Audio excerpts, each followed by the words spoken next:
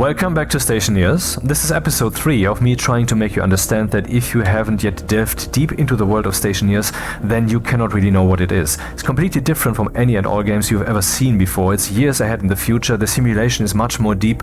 Maybe not as deep as in Dwarf Fortress, but deeper, for example, than in Space Engineers, in Oxygen not included, and definitely more deep than in Astroneer. Astroneer is a really beautiful game, and the modularity of things as you can stick them together is great, but that goes much further here in Stationeers. You don't have as great a mood or music. There's no music in the game whatsoever, but the engineering experience, the simulation experience, that is just beyond. You haven't seen that stuff here. So let me show you around a bit. This is episode 3, so we have already built something. We're not standing next to our lander where we are about to die if we not quickly build a station and get our stuff inside to protect it from the storm. So let me show you what we have achieved.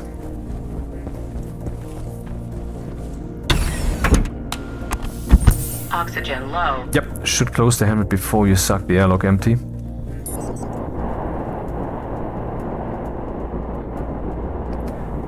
You can see it's still early access, things are popping in and out of existence. That's a bit off-putting, I know. Equally off-putting probably as these appearances. I mean, who thought of that? I mean, Rocketworks are a great company and the Stationeers team is awesome. They produce new stuff every week, and I, as a beta player, everybody can be a beta player, just click on a few buttons and then you have it. I'm happy because it's stable, it's very, very stable, and you get new stuff every week. But as awesome as they are, some of their decisions are questionable. For example, these looks. I mean, who came up with that? That just doesn't fly. Who is supposed to take this game seriously? This is what they see. The first things they see are these characters, and the title screen also has one of these, looks kind of dwarfy with a short body and such. Why? And then you have this. Reality simulation. Gas, pressure, temperature, phase change, atmospherics, condensation, heating, evaporation, cooling, electric grids, logic even. Every device has some logic values that you can write and read, and there's a built-in programming language and a code editor in this game. Not some shallow small-time stuff as you know it from other games where it's mostly a gimmick or part of the core mechanics. No, it's a bonus. Of course, this bonus multiplies what this game is, so arguably it's not quite a bonus, but of course they would put something in here that makes sense and isn't just kind of some tacked on irrelevant thing.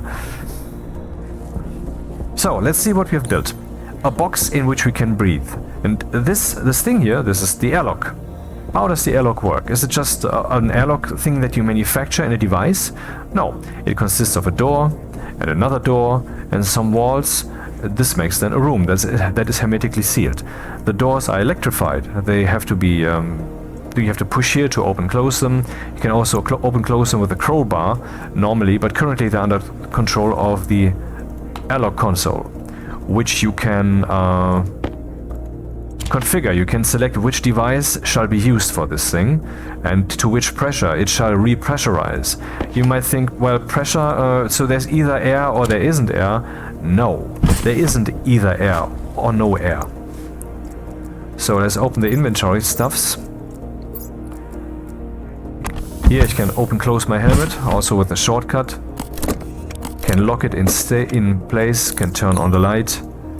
We also have some interior lights here. Let's turn all of those on for fun. This seems tedious, doesn't it? Running around turning all the lights on. Well, you can automate that. Of course you can. Everything in Stationeers can be automated. And how much of an effort that is depends on what you want to do. But you can basically do everything.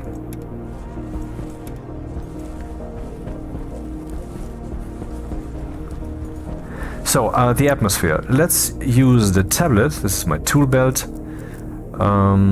Here we go. The tablet, which also has an inventory like everything else. Here it has a battery. There are different kinds of batteries. This is a bigger one which has more juice. So, I mean, not more power, but it holds more charge. So it lasts longer. And this is the cartridge. So, this is not just a tablet that does this, it's also a tablet that does this. And you can also print an advanced tablet, which can have 2 cartridges, which you can toggle, or you can print multiple tablets. What do I mean print? Well, we have 3D printers here, and those 2 are printed by this thing. That sounds a bit Astroneer, doesn't it? But you know, let's not compare games. That's not productive. I love Astroneer, really. But I'm glad that I played it before this game, because it would feel kind of hollow after this one. So if that is something that kind of itches you in the back of your head, then stop the video, don't buy the game, first play Astroneer or something else before you go in here, because once you're here you will be spoiled. The depth of the simulation and the realism, the feeling of realism, yeah, you don't get that somewhere else. So I was talking about the atmosphere. Let's turn this thing on. What we see here, I will zoom in. You can see at the left top the pressure. So it's not just either atmosphere or not atmosphere, it is also the amount of atmosphere. It just changed. Why did it do that? Because this thing you see in the background is a vent, but it is an active vent. It has a pump in there. It can pump the air in... Hilarious. This is radio, you know? Soma FM.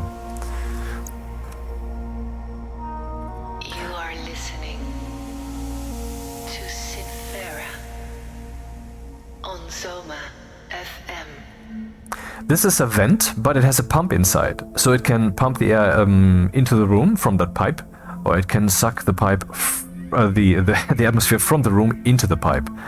And this thing will turn on in a few seconds. Then you can see that something's happening. Currently, you see it sucked away some of the atmosphere here, and the atmosphere is simulated in blocks, but you should try to ignore that, and that's rather easy to ignore once you're busy with the game. And so then the atmosphere from the rest of the station was streaming into this place. I will return the field of view to something wider soon. I just want to zoom in on things first. And this is a passive vent, and this is a counterflow heat exchanger. What does it do? It connects 2 gas networks, 2 gas pipes basically, and exchanges the heat, or connects the heat. Out here on Mars we have an atmosphere of currently, you can see here, oh, it's 9 degrees. Wait, why is that 9 degrees in there? That must be related to yeah, okay, I see. Anyway, out there is probably much colder. Let's go outside and see how cold it is on Mars.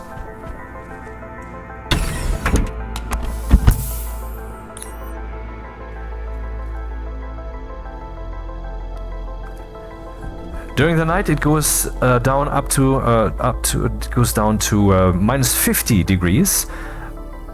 You can see the sun is still moving away. We're moving towards midnight. Maybe the simulation should be slightly delayed, because you can tell once it's at, I think, minus 50 and then returns back to something higher. That's exactly the opposite side of the planet. So they should put some delay in there, but still, the simulation is beyond what you've seen. I can tell you. You will find lots of fun in here. How long have I played this game? Over 1,200 hours. According to Steam, over 1,400 hours, but I'm trying to be conservative. Minus 34 degrees. What do we have out here? We have some oxygen, O2. We have some CO2, that's the stuff you breathe out. Some nitrogen. And some pollutant. Pollutant is a fantasy gas, but on Earth we also have some gases that are quite hazardous, or molecular mixes, you know. It's not just O2 or CO2, there can also be molecular combinations, some of them can be hazardous. So in here is of course somewhat simplified. This is a game after all. We can see here the mixture, a little bit O2, lots of it is CO2, so the plants that we have here, they will like that. Of course, it's too cold for the plants. They're indoors. It's not a problem. In here, the atmosphere is also slightly polluted, but it's very, very little. And there's actually a way to get rid of the pollutant. There are multiple ways to get rid of the pollutant. It's not like in other games where every box that needs to be ticked has one thing that you plop down, and then that's it. And then you research on to the next thing that you want to achieve. No. Here everything is emergent. For example, here we have a pipe. You can see here a pipe, behold the pipe. And this pipe doesn't just go from here to there, but also to the outside. And what is that there? That is a... Can I see this? Air tank low. Oh, I have to open my helmet. This is a passive liquid drain. See, this is a gas pipe. And if there's ever liquid in there, because such a thing can happen, let's demonstrate. Oxygen low. Oh. Yeah, the pressure's a bit high. Okay, now you can see there's pollutant here that is raining down, so to speak. It is condensating to liquid pollutant. That is because of the phase change diagram. Okay, not because of the diagram. The diagram just shows you what's up. What am I talking about? Okay, here we have the Stationpedia. Your little reference for all the things that the game has. A little, well, there's a lot of stuff in here. Let's look at the gases. Let's look at pollutant. And we can see here the phase change diagram. This is not some fantasy image. This is derived from the simulation. This is derived from what the game works with also. These things are real. What does this mean? Let's see, the horizontal axis is the temperature. And the vertical axis is the pressure. So you can see here if the pressure is high enough, then even at a temperature of minus 99 degrees, this stuff, this gas, will indeed be a liquid. So, since it's not that cold in here... Oxygen low. Let's close the helmet. I don't want to be irritated by this the whole time. So, we are creating lots of pressure in here, 45 megapascals, that is 45,000 kilopascals, and 100... Wait, 45,000 kilopascals. Wait, 45 megapascals? Yeah, that's true. 45,000 kilopascals. And what is a kilopascal? Well, when you're on the beach on Earth, then you will have a pressure of about 100 kilopascals. That is normal pressure. That's also the pressure that I've set here in my spacesuit. On the right, you can see the mouse. And 45 megapascals, that's 450 times that. 450 times that pressure, super high. And so this liquefies. And why would I do that? Why would I suck with this thing into this pipe so that the gas in here liquefies? Because the pollutant, I want to get rid of it. And why does the pipe even stay at pressure? Because it is closed? No, it is open. But here we have a back pressure regulator. There are many devices. This is a back pressure regulator, and this makes sure that on the input side of the device, the pressure will not drop below a certain value. I mean, if it drops below, this thing cannot do anything about it. But if the pressure goes higher, then yeah, that's what it is. That it can't exceed this value. This will then go through here at a certain rate. So if the pressure increases too quickly, this device cannot keep up. Then you have to employ other means, for example, multiple or whatever. But you can already see how complex this is getting, right? Already going in all kinds of directions at once. Yeah, I'm trying to tell you what this is. It is a game, but it is primarily a simulation, yet it is just fun from start to finish. What do you have to do here? Oh, nothing. You just, I mean, if you've chosen to play it, you don't want to die, presumably, so you have to build a station that satisfies your needs. You have to have atmosphere, the right temperature, you have to have some plants. Oxygen low. And you have to have some oxygen.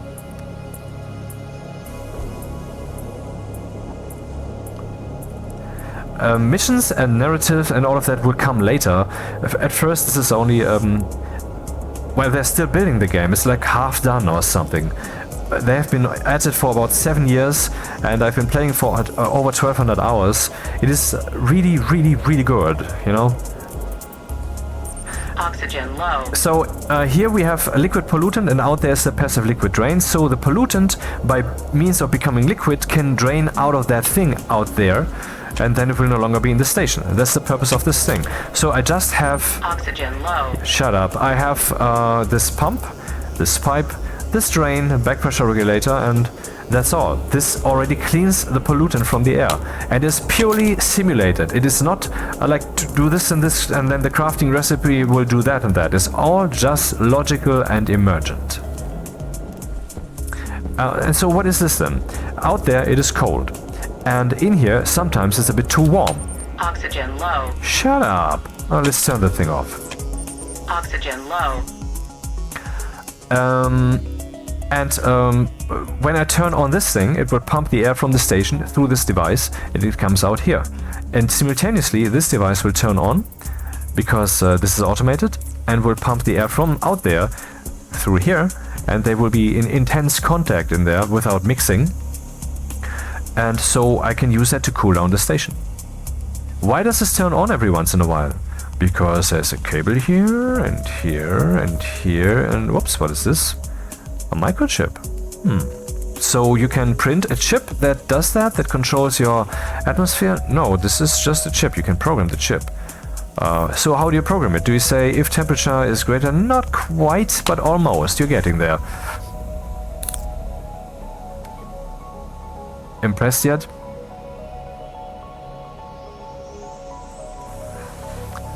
Let me explain the source code very quickly.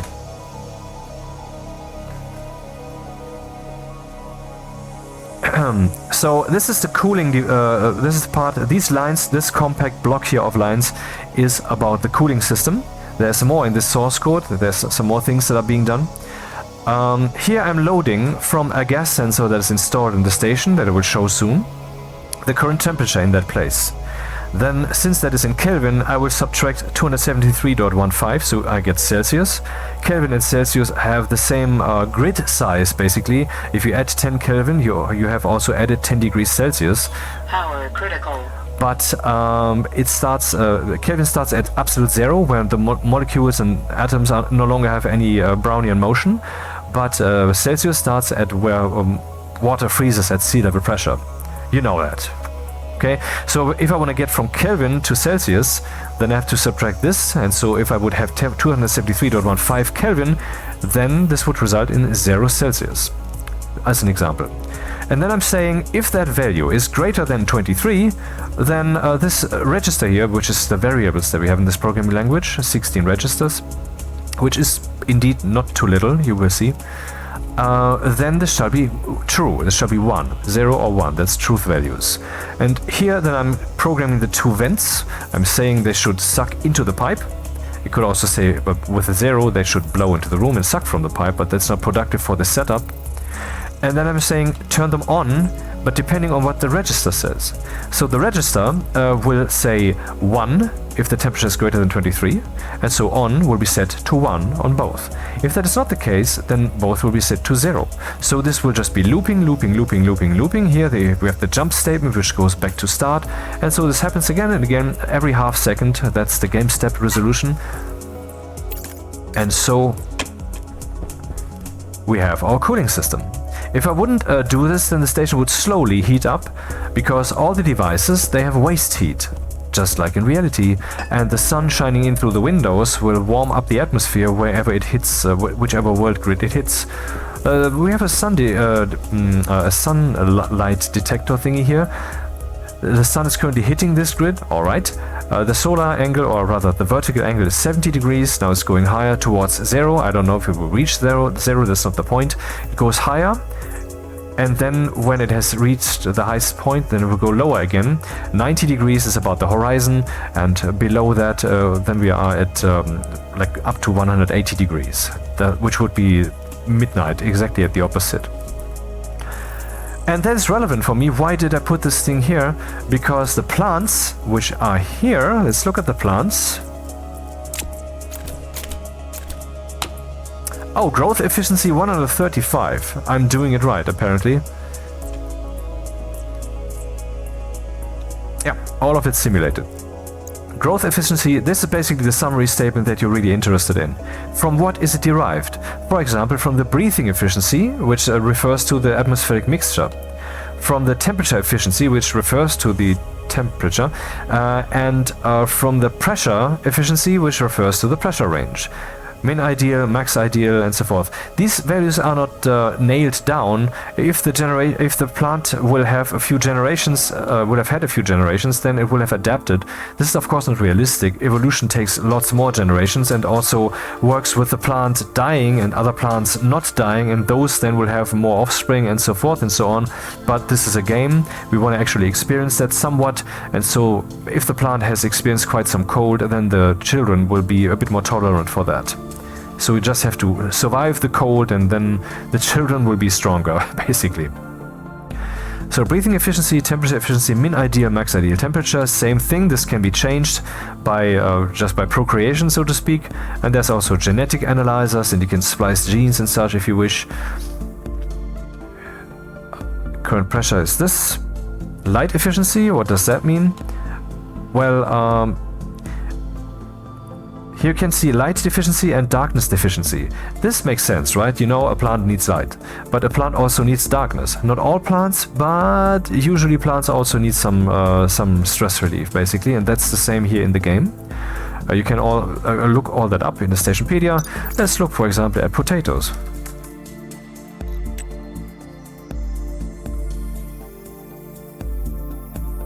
Inhaled gases, carbon dioxide. This is the amount of moles per hour, and then it will exhale the same as oxygen.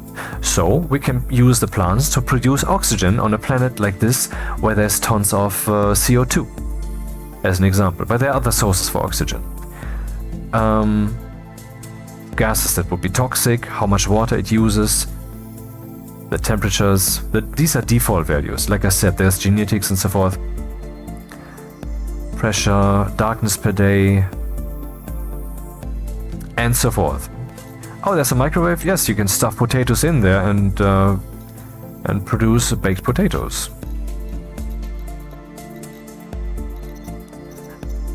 Do we actually have set up the microwave yet? Yeah, here it is.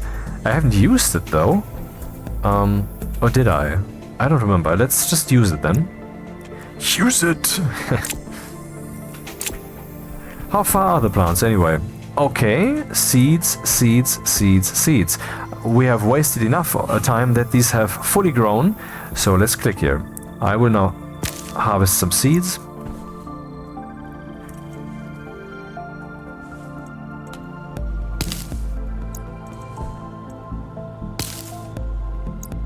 Fern.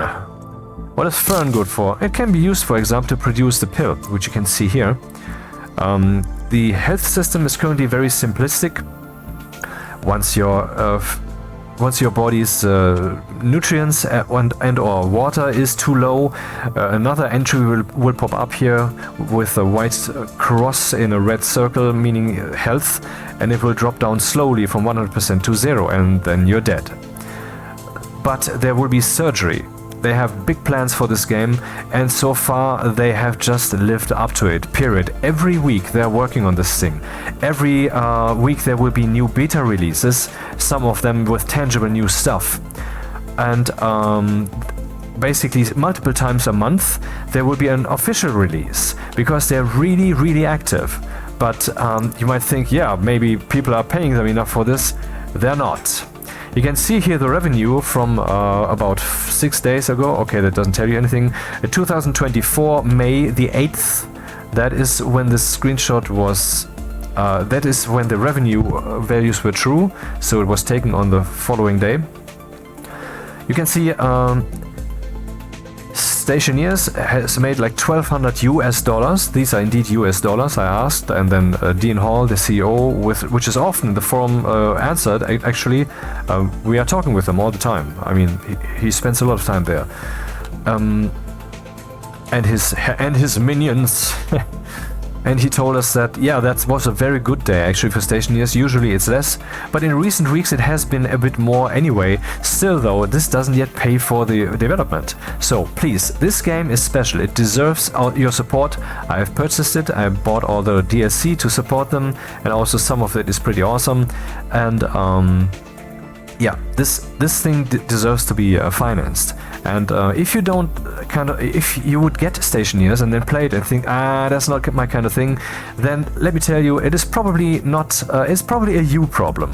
I know that sounds weird, but I'm pretty sure that your future self will thank you for having bought this game and having exposed yourself again and again to it until at some point it would have clicked, and then you're lost, like I am, like many Stationeers players are.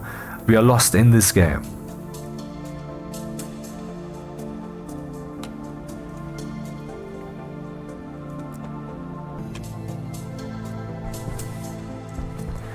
Potatoes. These are now 4 potatoes. This green stuff, that's burn. Why is this moving? Because the air is moving. Can you not see moving? Kids these days. So let's replant the potatoes, or well, I can also use potatoes themselves to replant potatoes. And the same for fern. I believe this is the first batch of plants that I'm making, so this means that that I took seeds here from the stuff that I got with my lander. Here we have 1 potato seeds left. Let's stick them back there, so everything is at 3 again, except the ferns. Okay, restored. Basically now I have taken none of these, yet I have plants going. What can we do with this stuff? Well, let's first make some potato and eat it. This is certainly simplistic. I don't know if this will be simulated more sufficiently, more Stationeers worthy later, but many things in here have already taken the leap from being magical devices to being something more real, and so it will keep happening. You can see here down here my foodness is increasing.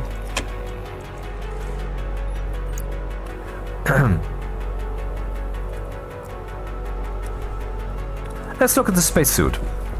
Turn off some things. What are the station batteries doing? Not too much. I have to maybe save some electricity. Or should we put up some... Before I look at the spacesuit, let's make sure that we get a little bit more power in here. Currently we're getting 106 watts. That is certainly not from the solar panel, because it only produces electricity when the sun is directly staring at it, or at a slight angle. Then it still works, but weaker. Can I repair this from down here, actually? That would be hilarious. Oh, I can? That's a bit fucked up, but okay. You have to forgive a few things that I say, that the game does. So that must be the wind turbines. 80 watts, not bad. How many wind turbines do we have then? 2. Let's put up some more wind turbines, shall we?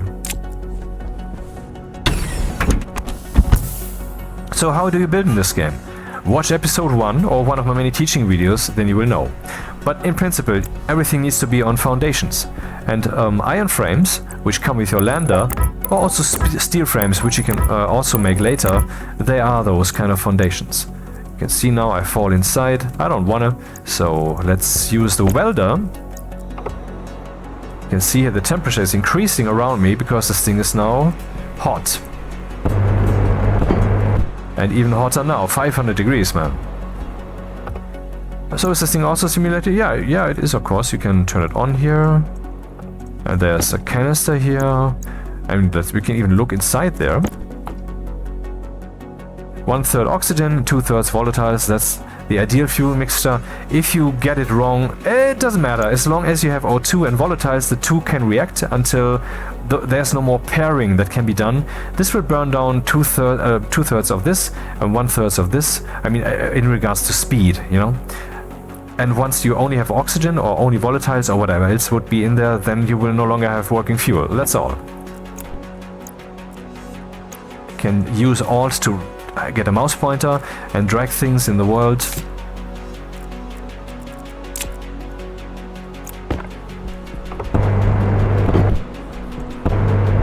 You can see that the progress bar would continue, but I don't want to do that now because then I would close this up. I don't need this. I don't want to waste resources. If this is closed, then it's hermetically sealed, and obviously that's what I've done inside my station. Oh, I took the wrong thing with me. A tank. I want to play around with atmospherics a bit this time. So it's a sandbox? Is Half-Life a sandbox? I mean, you could just be standing there in a place and walk up and down, and maybe you find a health kit, but you don't need to, because no one's there to shoot at you still. And so in that moment it has decayed to a sandbox, hasn't it? Oh, okay. Let's put up the wind turbines quickly. I want to take that storm. Absolutely. Oh my god. Just now my battery's empty. That sucks.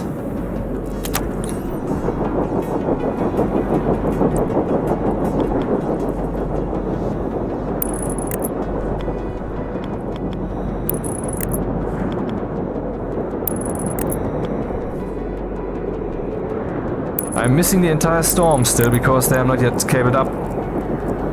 So let's do that then.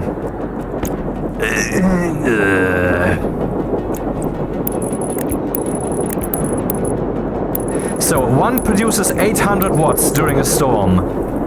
800 watts, that's a lot.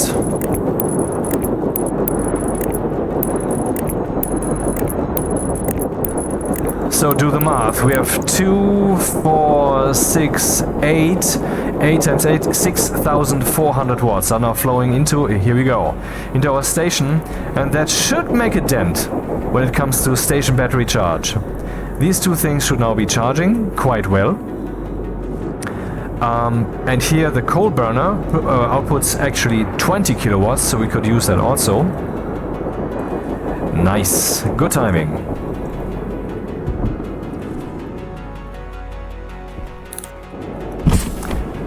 Now I dare to keep the lights on.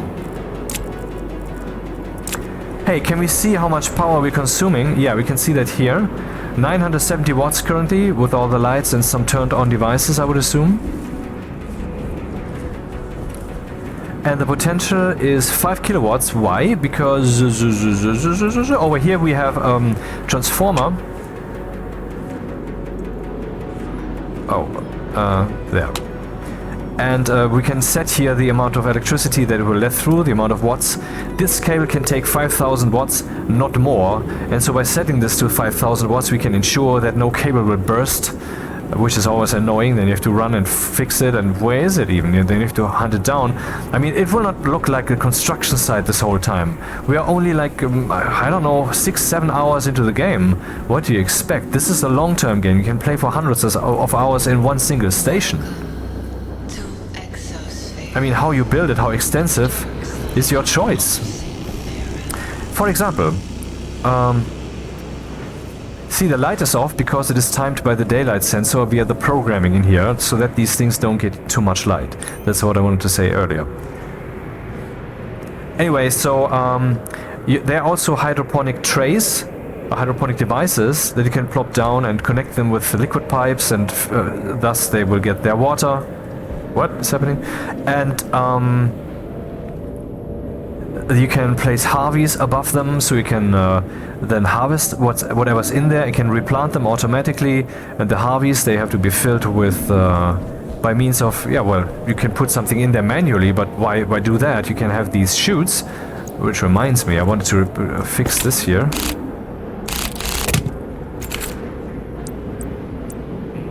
Corner chute. Come on. Yep, that's better. Didn't I want to put something up out there?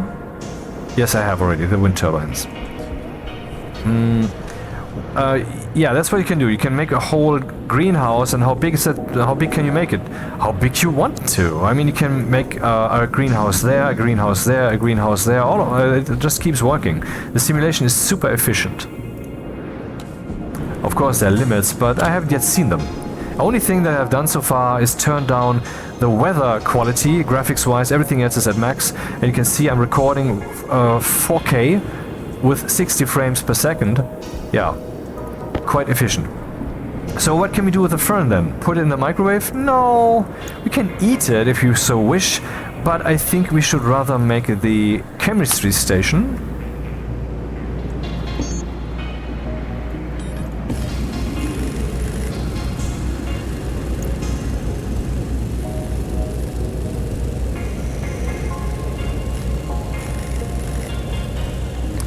select a different recipe so it doesn't keep producing this one thing. This is for general building materials and for some fundamental devices that you need. And with this thing you can also make the other printers. This is for atmospherics, which for example printed this. This is our AC, which I'm no longer using. And this is an air filtration thing. If I turn this on, then I can pump some oxygen in here. Pure oxygen, nothing else will go in there. Because everything that comes out this pipe will be what these filters let through. If there's no filter in there, nothing will come out here, everything will come out here. Now, only oxygen will come out here and everything else will come out here. This is the inlet, that is the outlet, and maybe you can tell by now, this is a part that I put there. This is not a thing that is part of this thing, it is stuck together, you know? This is the pneumatic mining drill, which I made in between videos, between 2 and 3, this is number 3. This mining drill has something special. It doesn't run on battery, it runs on gas pressure. And since it does so, and since we now, since the previous video, have the advanced manufacturers, these are upgraded now, you see. Since that is so, I can make the... Where are they? Did they fall over? I had 2 canisters here somewhere. I can't fathom, where have they gone?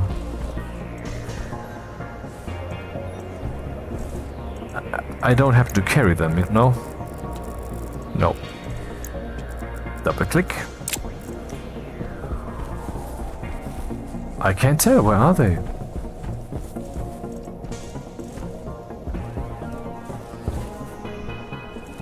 That's wicked, man. I have actually lost 2 canisters.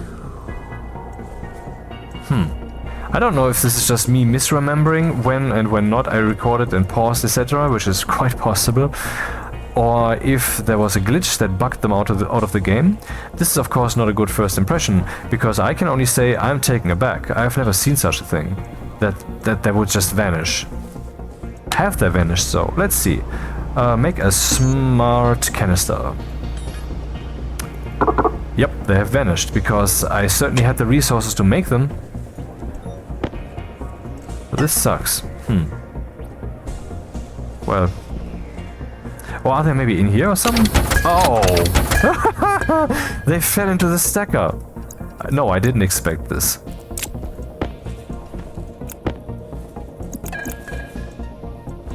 These canisters are just like the small canisters that we have here. They have the same volume, 64 liters. But they can withstand more maximum pressure. 20 megapascals here, 10 megapascals here, and the pipes can take 60 megapascals, which is three times this pressure. This is my oxygen tank, which Air tank critical. only has oxygen in it. This also, and the temperature is fine, you should take care of that. I mean, don't breathe oxygen that's below 0 degrees, for example, your lungs will take damage, and if they are too damaged, then they cannot take in enough oxygen for you to survive, and then you don't. Hello. Let's fill one of these. And this is something you have to be careful with, because the canisters, they explode quite violently, particularly the big ones here. I mean, not big, but, you know, the amount of gas that will be in there.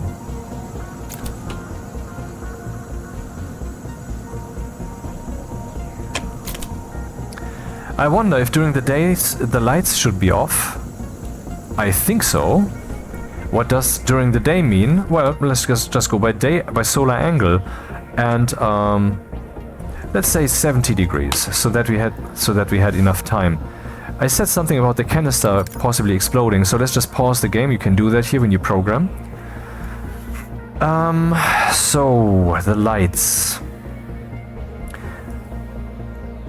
Let's load once again. No, here, okay. Let's go through the source code once more, slightly more in detail, but not yet in the detail that you need to actually be able to program. We will do that later. Here, I'm telling the station batteries, all of the station batteries on the local cable network, to be on. Because sometimes you can place them so close to a wall you can't reach the switch, but you can still cable up the logic and power And then if the logic is cabled up, you can reach the logic and then you can program them. What does logic mean? This. Depending on which device you will have different logic values. Very often you will meet a logic value like on, because many devices can be turned on and off. This is read and write, so I can find out whether it is on, and I can turn it on and off. And the physical switch will actually switch, it will change when you change this value. Might be unrealistic, but you know, that's gamification in the right place, I would say. You can also lock the device, so I can no longer interact with it, but the logic can of course interact with it. I can read out the charge. I currently have 2 station batteries. So how full is my capacity? 1, 2, 3 of 5 and 1 of 5, which makes some ridiculous kind of logic acrobatics that I don't care to do. So let's just read that out then. Load batch into register R0 from all the devices on the local cable network that are of type battery, whether the ratio, and I want the average. Then I want to write to the IC housing, which has a debug value, this value, and then we can see here the ratio. We are at 40% capacity. So let's see what this thing is doing. This is a progress bar, which is rather coarse, but I mean rough, only 3 or 4 steps. Where is the oxygen coming from? From the station, from the room in here. So I'm lowering the pressure of the station, and I am also lowering the O2 ratio. That's kind of a problem, but let's do something cool. Let's engineer a bit. I will now just put a pipe here. This is only a temporary fixie solution, not something long-term, but if it gets the job done, it gets the job.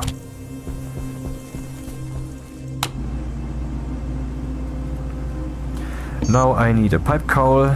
All pipes in Stationeers are closed by default, so if you want to open them up, you have to place an active vent or a passive, any device that would connect to a gas pipe, and this is just an opening, just like the passive vent.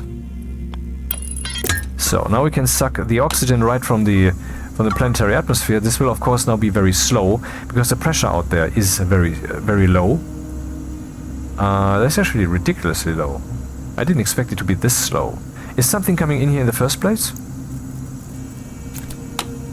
Yeah, apparently, else this would be flashing. But we can accelerate this. We can just pump in the gas with an active vent.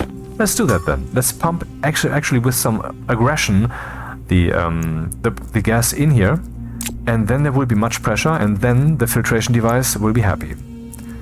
Where is my wrench?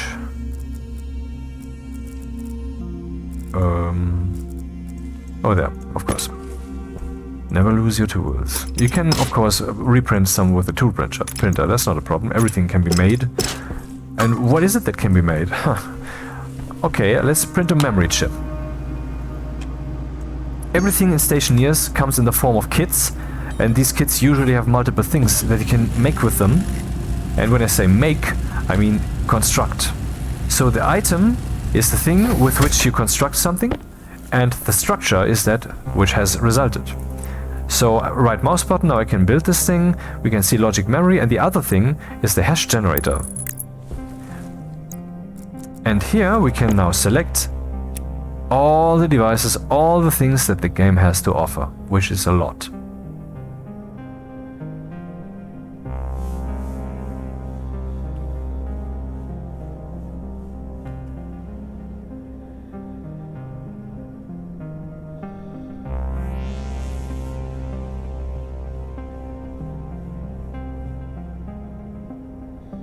Yeah, it kind of makes sense that I've been working on this for 7 years, right? What's the hash generator good for? Well, as you have seen, there are devices, things in there. If I would have selected one, this number would then be here, which is, like with the station battery, a number like this. We don't have to know the number, but the number has meaning for the game simulation, and we could use the hash generator, for example, to put up a picture on the wall that shows that the respective thing. And so we could also read out, for example, Out there we have a furnace. Whatever I toss in there, I can read then with logic what has been tossed in there, and I could show that as an image on the wall. So I need an active vent.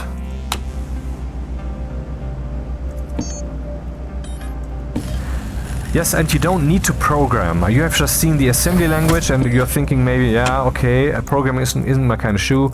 I mean, it doesn't look too complicated maybe, but it does look cryptic, so how is that meant to be used? But you don't have to program. There's something simpler than that, which can kind of achieve the same thing, the logic chips. And 2 of them are actually already active in our station. So there's the active vent. I will turn it to set inward. Click here, and then it is set inward.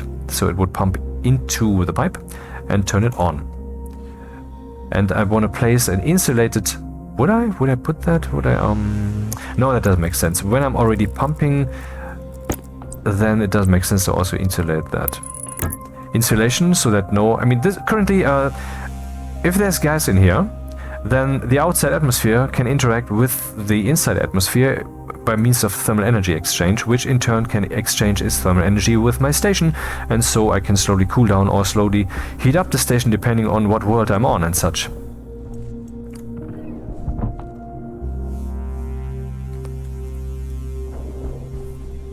And I know it looks very chaotic. That's because this is still at the beginning of the game where I haven't yet found the time to clean things up.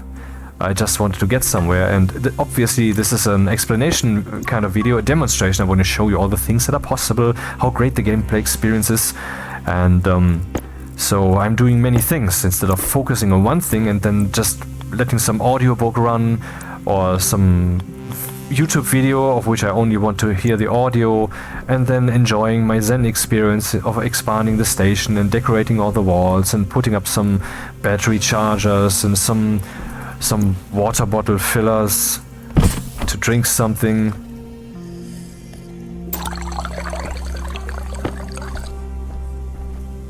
If you need to pee now, yeah, well, that sounds good.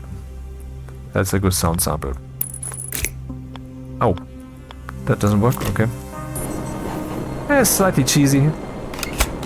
Let's forgive that. It's on the edge.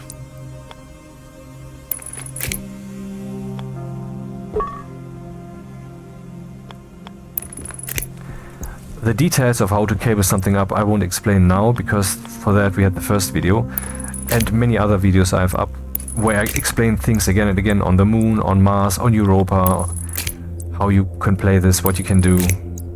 Okay, now what's happening is we are getting pressure in here, lots of pressure, too much pressure actually, you will hear that soon.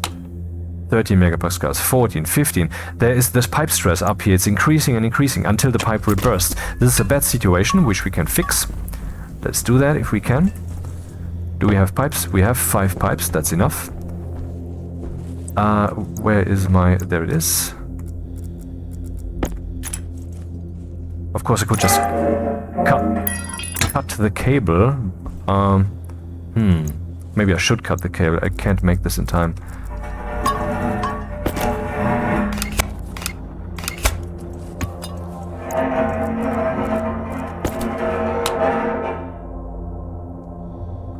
For some reason there's no more liquid in there. I don't understand. Why is it no longer liquid? Oh, am I looking at the room? Yep, okay, it's liquid. The pollutant is liquid like it ought to be. At 60 megapascals these pipes burst, but the active vent is a very comfortable device, convenient, that has a pressure protection. But you can adjust these pressure protection values. So what I will do now, obviously, if you have taken, if you have been paying attention, Oxygen low. I will slap a passive liquid drain on that thing, so that it can bleed out the liquid to the planet. Not that we need to, apparently the liquid isn't a problem really, but it feels better.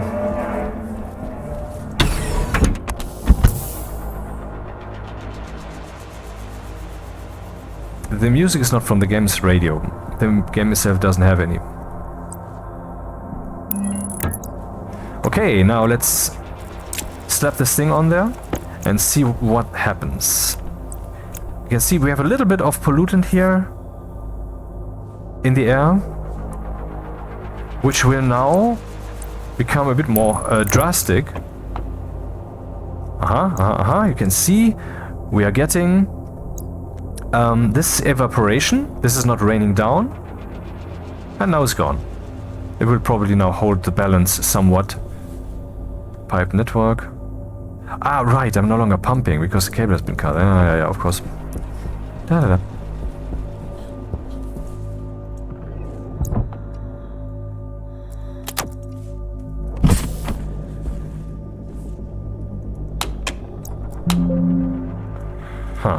Excuse me for a moment.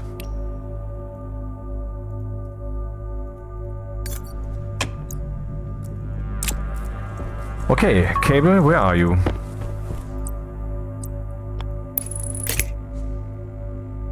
And now we will reach that critical pressure once more, which will be annoying.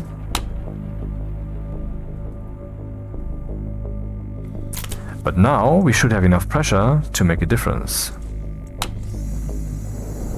Oxygen low. What's happening? Why was oxygen low? Because what's coming out of this pipe is everything but oxygen. I'm standing in this world box, so I'm exposed to that situation. Too bad we now have a little glitch here. I don't think the hand is supposed to be this far away. Well, that can happen. It's unfortunate. I mean, I can still cope, but in principle that's something that shouldn't happen.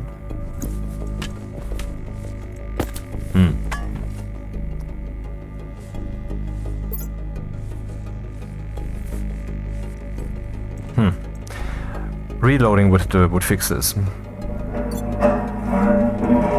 So, what does my current world box do when I click here? Look at the ratios. Oxygen low.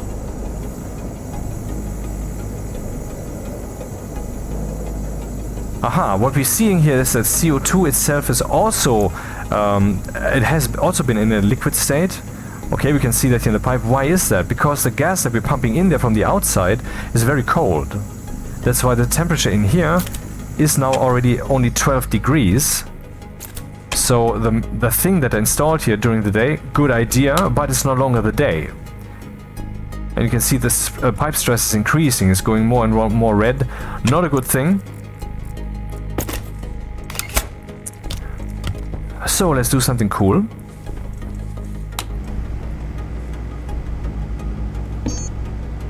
And print an IC10. Need some gold. 15 grams of gold. Nope.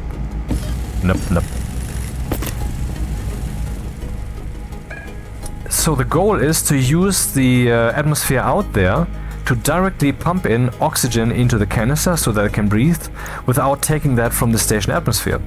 It often makes sense to take that from the station atmosphere if the ratio is too much bent in the direction of O2, because you don't want your CO2 to be too low. I mean, 1% is still enough for the plants, but what if you forget about that and then your plants die and then you walk over there half an hour later when you've been doing stuff and then like, oh no! You of course can plant the plants in something more sophisticated than this portable device that came with your lander. And then you can attach some cables to it and you can detect the growth state and what the deficiencies are, and you can put up a speaker and you can select the sound that it shall play, and you can even print an advanced tablet which also has a speaker, and then you can print a logic transmitter and program everything accordingly. And then when you're out there mining, then you will suddenly get a message, storm incoming, or some alarm expressing that your plants are currently dying, and then you run back and try to fix things. This is also an action game. It doesn't seem like it, though. If you've looked closely, you have seen a few small action things.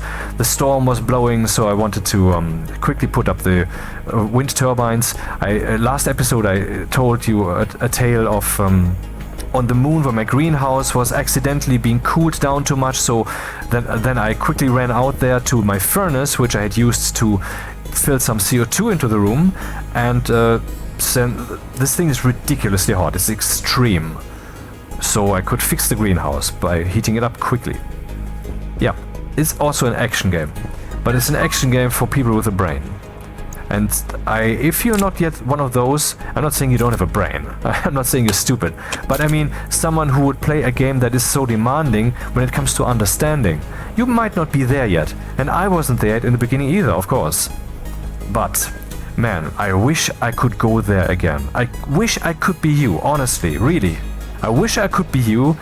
If that implies that I would also buy the game, which you will, I guess, and then play the game and learn and learn and learn and then succeed and then have the greatest fun of my lifetime in a game ever. So I printed a chip. I wanted to do something cool. What is it that I wanted to do? This thing also has a chip socket. And I will just program this thing to turn on this thing only when the pressure is meaningful. I mean, I can read the input pressure here of this pipe, and so if the pressure is too high, this thing shall be turned off. So I will just keep this pipe under pressure, and this is then one task. Everything else is separate from that. Because, I mean, this is unconditionally correct. Why not keep the pipe under pressure? Anything that would become liquid will bleed out there, not a problem. So that's one thing I want to do. Then I can say that the pressure of this pipe here shall reach a certain level. Which level, you may ask? Well, this 10 megapascals would be too much. Let's say 9.5 or 19.5. But then I would have to somehow adjust the value, right? Yes, I could put a dial down here, a knob, which allows me to set the value. That's something I could do. Or I could put a switch here that switches from A to B, and A would mean this, or B would mean this. But if you look here, you can see that even this canister holder has a logic connector. So I could read out what canister is in there and react to that and then set the pressure accordingly. That's also something you can do. Oh, and look at this nice setup. It's not just for filling the canisters, but we can also abuse it to just pump oxygen from out there into the station. And I could actually go so far now as to programming this thing. As long as there's no canister in there, then it shall be in station atmosphere upholding mode, so to speak. Then I could say, if there's not enough pressure in here, pump something indoors. But if it's in here, if it's, for example, too hot in here, then do that during the night. If it's warm enough, then don't do it during the night, only during the day. All of that you can program, of course. Sounds very complicated, and it's a bit tricky, but it can be done, of course. And when there's a canister here, this thing shall shut up, and I just wanna, you know. Okay, one of the things that I wanted to do before I go into this here, the arc furnace out there, you can see it's turned on, that little green switch there. I can turn it on and off with this switch here, which I installed. And with this thing, I can toggle the activate button. Ah, there's something in there even. Let's see what's in there. Let's retoggle that, toggle it off. What's coming in here? Gold. Okay, gold is being smelted. The arc furnace has an input there and an output there. These chutes I put there, so if there's a storm, I don't even have to go out there. And what's being tossed out there will not be blown away and destroyed by the storm. Convenient, no? Cool, cool, cool. All the things we can do here. But what I want to do now is I want this thing to turn on automatically when there's something to be smelted. Or rather, not turn on, but what's the word? To start the smelting process. Let's do that. We need another logic thingy.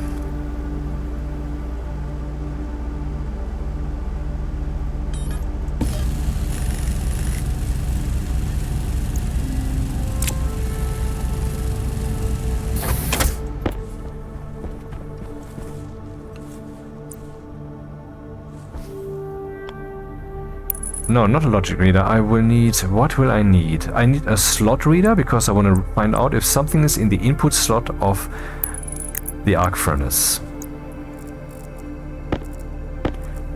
So that I can actually use the screwdriver here to select the device, I have to first connect the input side of that thing with the cable network. And everything that is on the cable network can now be selected. Let's demonstrate and select here the arc furnace.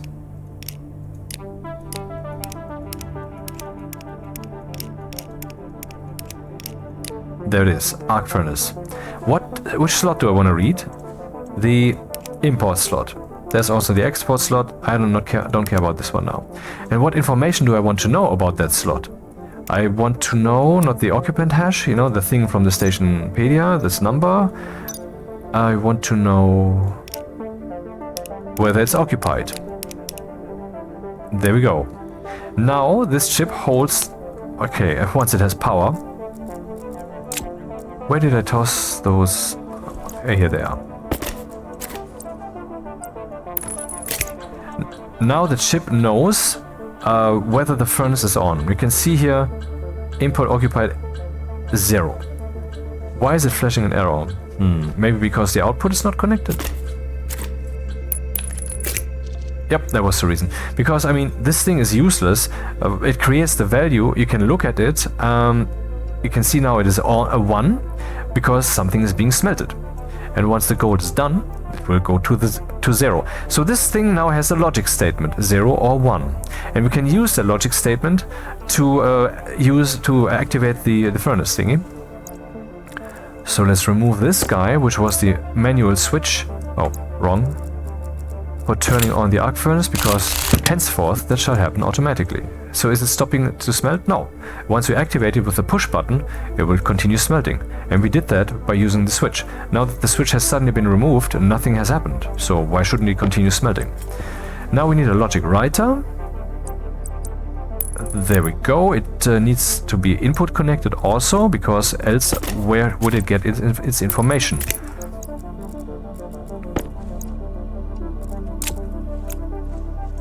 And now I will select here the batch slot reader. Okay, it has been selected. You can rename things.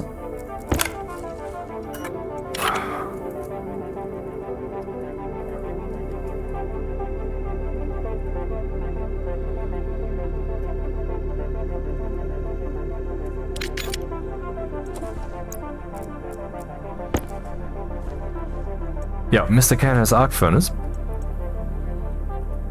And what do I want to do with that information? I want to address the arc furnace. That's the arc furnace. And I want to address the activate value. That has been done. That's it. That was it already. So the arc furnace will at some point be done with the gold and then it will stop working. But now, in the future, when I toss in like iron and copper and whatever, it will just take that in and smelt it, toss it out, and then the next stuff will come in and they will continue smelting. These two chips did that. Only these two. That is all. This one is not necessary. The turning on and off thing, you know, it was just... I wanted to demonstrate stuff. Cool, huh? I mean, not me, I mean the fucking game, dude. This is all about the game. This is me trying to tell you, buy this fucking game. Because then gold will rain upon you if you so choose. So, let's get some stuff to smelt. Yep, that should be enough. The arc furnace is currently not busy. Wait, let's first look here at the batch slot reader. It's saying 0. And why is it saying average? Because you have to choose here the method with which the values will be... Actually, I used the batch slot reader? That was entirely superfluous. But, I mean, okay, it doesn't matter. That works. I should have used the slot reader. Batch slot reader reads from all arc furnaces that are connected here. There is only one. Doesn't matter. Just use it. It's okay.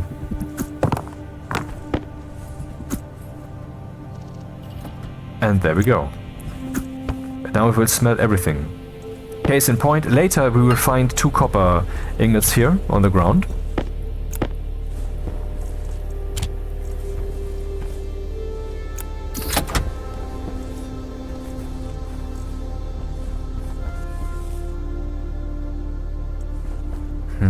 Where do we go next? Well, the next step, I guess, would be to look a bit at programming or what else? The tank?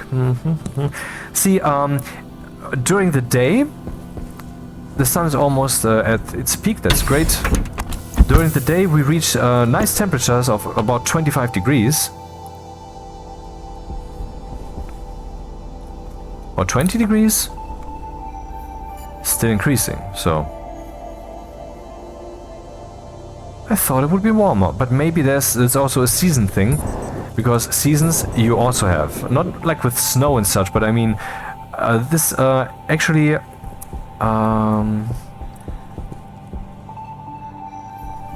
yeah, the planetary simulation. Oh, maybe I should just show you. Just show you. Help orbit debug, I guess.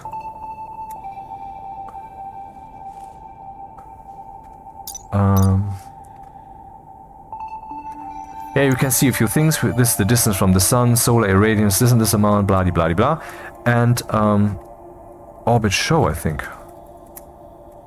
Huh.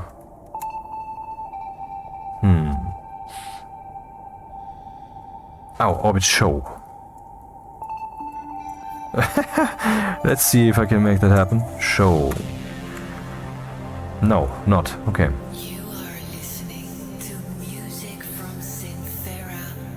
Orbit, orbit, orbit, orbit.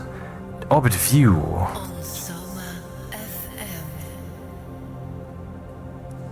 If you look closely, you can see actually the celestial bodies out there. That there's Phobos. Close enough for view. Venus, which you can't even see, very far away, but you can put up a telescope and then I guess you can see it. The only thing that I managed to see so far was the sun, because to get the actual proper locations of these, so you can auto-adjust your telescope to follow them, because that's what you have to do then, of course. Of course, I mean, that's what makes sense, and so that's what you have to do. To get these values, you have to send a rocket into space and observe from there.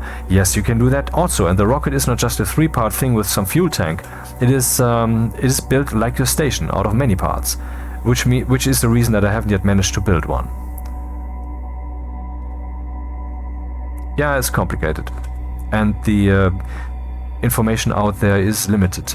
But certainly there's lots of YouTube videos, and I'm pretty sure that the Stationeers, the other players like me, those who make videos, are kind of eager to put out some stuff that hasn't been seen yet, or stuff that is new.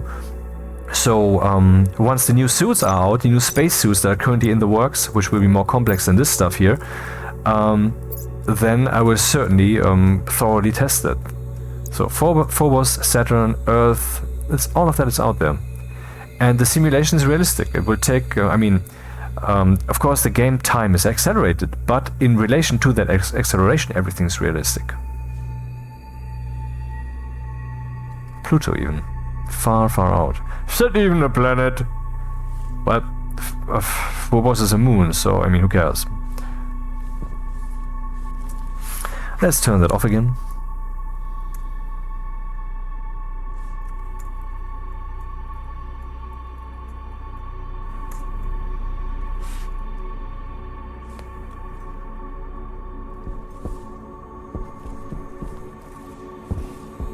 Hey, it's daytime, which means it's warm enough out here. How warm is it? You can see down here 9 degrees. And for a short moment now you will see nil. Why? Because there's no atmosphere here. Because when there's no atmosphere, there's of course also no temperature. That's the way it is. I mean, okay, in principle works like this. If you're in space, naked basically, you will probably die. I mean, you will certainly die very quickly, but not like Hollywood keeps telling you. You don't freeze. Except around your eyes and nostrils and mouth, where there's a lot of humidity. The fact that there is so little pressure will mean that water will boil at much lower temperatures, and so it will boil off. And whenever something changes from its liquid phase to its gaseous phase, this causes cooling. The game even simulates that. And vice versa. If gas becomes condensate to liquid, then it will heat up. And so ice will form around your breathing apparatus, and of course your lungs will be damaged quickly, and the low pressure will lead to embolism and so forth. And without oxygen you will die very quickly. But in principle you can hold out in space a bit, and then you can be saved. It's not like you're dead instantly, and you will definitely not become a meat popsicle. Because when you touch space, you will feel neither cold nor warm. It doesn't have temperature.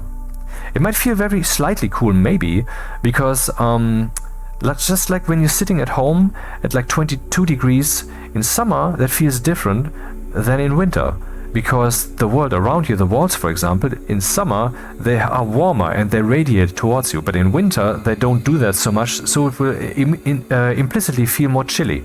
And in space, if there's no sun shining at you, then you will be the only one who's warm and you will be radiating your heat away slowly. So yes, you will freeze, but it will take quite some time.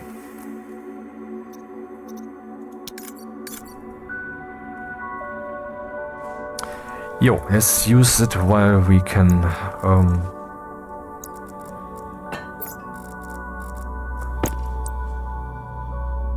just something fell down.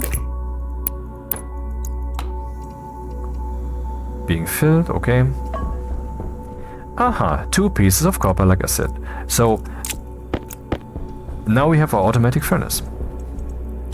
It's a bit ugly that we have these chips down here, but we don't need them because we have this one chip down here which can easily do what these things are doing and then some. And I hope I will get to that. I mean, I started recording not a short time ago, but I wanted to do it actually for a long time today, and things went wrong and then it didn't work and whatever. So I have less time than I wanted. Tomorrow I have work. Damn it, I hate work. Fucking hate it. And I'm not even lazy, I just hate it. Okay, let's make another potato. Oh. Or just prepare it, yeah, for later. Wasn't there a cooked potato somewhere here? Yep, in the corner. Will decay in some hours. Oh, let's open the helmet. On easy mode that I'm currently playing, because then I have more time to like talk about stuff. You can even eat through the helmet and drink also.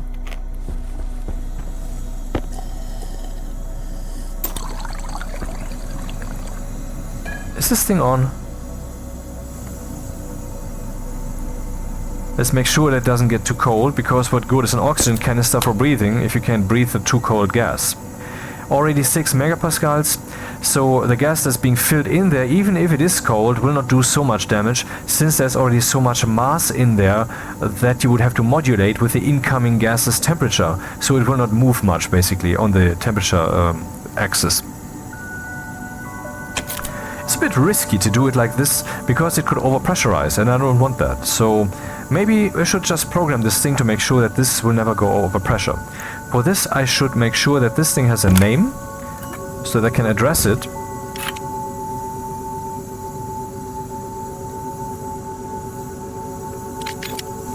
And while we're at it...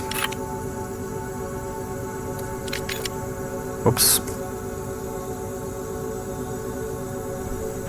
Multiplayer is pretty playable, but it has some synchronization bugs which are annoying. They are getting better and better at this, but I've had fun, and we have built with like 5 people at least on one server. Every day was a different guy, and the station was growing rapidly, and I had my own little room with a little with some potatoes that I grew there and so forth.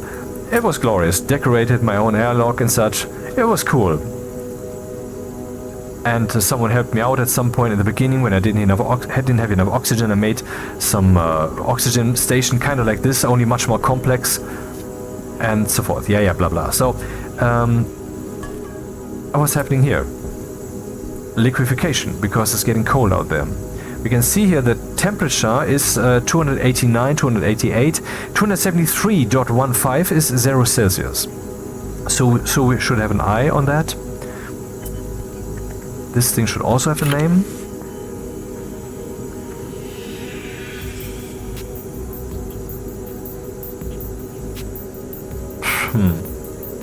Let's just call it holder. Everybody calls it the canister holder, right? So is the holder. What's the holder? Yeah, let's start programming. Before this thing is overpressurized. And how cold is it? 15 degrees-ish. Now I will select the filtration unit, which I could also have named, then this name would of course show up here. I import so that my thingy here is empty, or I can just go in here and just say clear. That also works. I think it's the first time that I use the clear button. So let's do some damage. I want to know what pressure we have on the input side. So I will load. We can store a value or we can load a value. Save, load, save, load, save, load, save, load. A statement that starts with S will store. A statement that starts with L will load. Where it will store, where it will load, and how that actually works depends on on the actual statement. But this is just a simple load statement. Now it's telling me here, where do I want to load? I mean, it always wants to know, every statement wants to know first the target. When I say add, for example, then it wants to know with the result, where shall it be written? For example, R0. And what do you want to add? For example, these two numbers. Or maybe a register and another register, or the same register. So let's say this register is 2. And this one, yeah, is also 2. 2 and 2 is 4. So after the execution of this line, R0 will be 4. If I would execute this again, then we would have 8 and so forth. So first it wants to know to where you want to write it. So I want to load a value, and where do I want to write the result? Into R0. Where do I want to load from? From DB.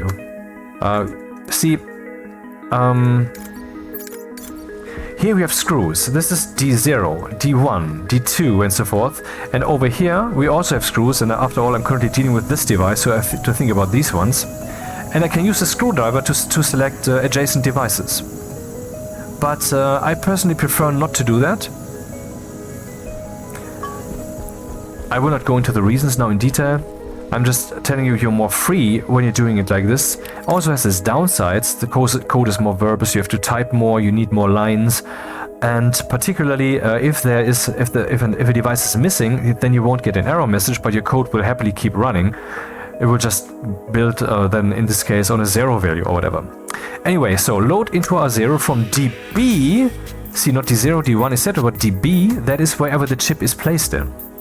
So once you get your hard spacesuit, the heavy one, which has actually a chip slot, then you can read the values from your spacesuit. You can program your spacesuit. You can also open and close your helmet programmatically. So when you step into the airlock and the airlock starts operating, the suit can detect, oh, the pressure is low, let's close the helmet. Yep, you can do that. I've done that. It's not hard even. Just some figuring out at first, but just a few statements. So what do I want to load from the device? I want to load the pressure input. Now I know the input pipe, with the active vent on the outside, what pressure I have in there, and the pressure will be in kilopascals. So, for example, 40,000 will be 40,000 kilopascals, which is 40 megapascals, and 60 megapascals bursts a pipe, as you know.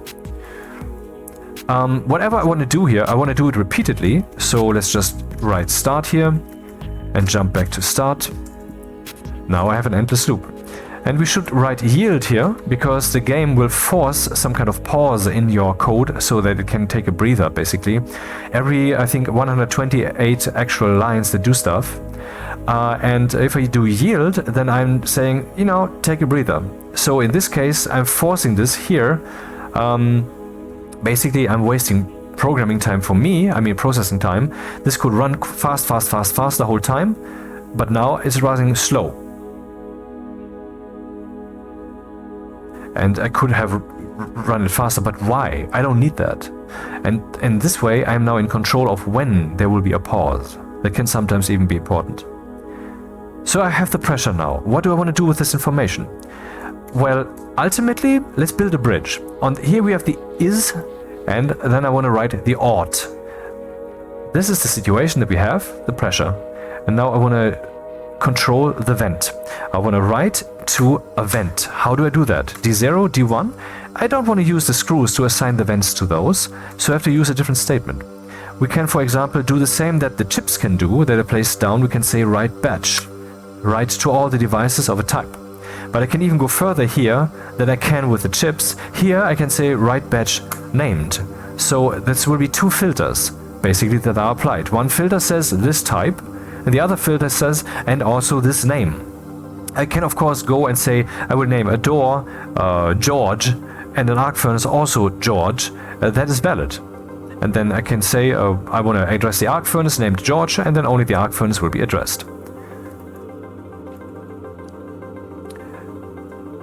So I can say here I want to address the active vent. Hash structure active vent. This name is not just written here, of course, in the Stationpedia,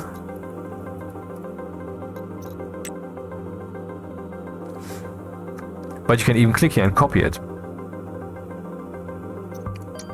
And look here, there's the kit. Like I said a few times already in the previous video, we have kits and we have the things that we can build from them. And so that's a mistake that I've made numerous times. Not that I'm too dumb, but sometimes you just, it slips your mind. So I copied this and I'm wondering, why doesn't this work? Because that's the kit, man. You placed the structure. You cannot program the non-existent kit. You must program the existing structure. So we have to use this. And what is this number up here? This number is this, except hashed. So if I go here, never mind the word hash, just ignore it. It's just a word that you can just learn. It's not even the correct term because it's not actual hashing that's happening here. But anyway, so structure active vent, we turn that into a number, and that will be the number that you've just seen there. So now I'm writing batch names to all the structure active vent, but I only want to write to a certain one. Which one was that? O2 station, vent outer, I think. What do I want to write to this thing? I want to write that it shall pump to the inside. That's something you can look up in the Stationpedia, what it does, 0, but there's a simple way to remember that. Let's say you start out, you build your first steps, a station, an airlock, you slap that thing on the wall and you turn it on. What should happen? Should you suffocate? Should you die? No, you shouldn't. The default mode, and 0 is a bit more default than 1, right? The default mode shouldn't kill you. So 0 means pump into the room, and 1 means suck the room dry and kill me. I want to suck the room dry and kill me. I want to suck the planet dry. Now I have programmed this to suck from the planet, but now I also want to turn it on. And I don't want to turn it on the whole time. I want to turn it on depending on some value holder that I have. Let's just say R0, for example. Now you see there's a lot of text here, and we don't actually need to do it like this. We can define variables up here, so to speak, or rather constants. Define CLS. How I name this is my choice, but I want to be systematic. Class vent. That's that. And now I can use this here.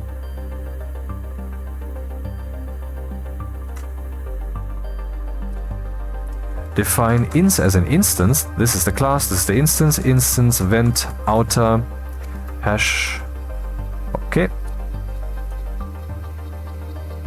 So now we have created the two sides of the bridge between which there's the river, over which we have to build the bridge. We have the is and we have the ought.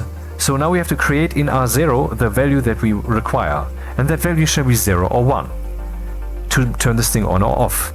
Actually, logic values are rather convenient. You can say as long as it's 0, or as long as it's less than 1, or maybe even as long as it's greater than -1. I'm not sure about that one though. It will count as untrue, as false. But once it's 1 or greater, then it will count as true. So I could, for example, say load the pressure here from the pipe, and currently this would mean as soon as there's any pressure, suck gas into the pipe, which completely doesn't make sense as a program, obviously. This would make more sense. This would suck from the pipe into the room, and so I'm saying as soon as there's any pressure, turn that thing on. But that doesn't quite work. Not only is there no source of pressure for that pipe there, you remember the setup that we have there, but also once the pressure is below 1 kilopascal, if the active vent doesn't overshoot, I mean the program isn't running at light speed, and so it will be at 0 anyway, it would turn off before there's an actual 0.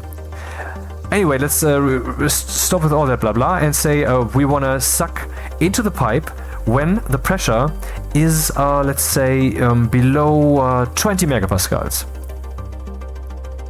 So I want to turn this value here, which tells me the pressure, into a logic statement of 0 or 1. And that works as follows. I say S as in write, and I want to write into register R0 But what do I want to write in there? Well, I want to write if, let's say 20,000, if R0 has a certain relationship to 20,000. Then the outcome of this logic operation shall be written to R0. Doesn't matter that I'm using the same register again. Of course, I would have to use the same here then. But why should I not recycle it? I don't need the pressure anymore. And now I have to say LT. Less than, or greater than or equal, or less than or equal. You can look all that up here. The list of functions that exist seems rather long, but you have just understood that the names are rather systematic, so it's not that many statements. There's only many variants of quite a few statements. That's kind of how you have to look at this. So what does this do here? If the pressure is less than, if the pressure in R0 is less than 20,000 kilopascals, 20 megapascals, then that shall be true. This one, will be written here, and then the vent will be on. Else, this will not be true, it will be 0, and so the vent will be off. But let's go further and also check the output pressure so we don't overpressurize the canister. Load the pressure output.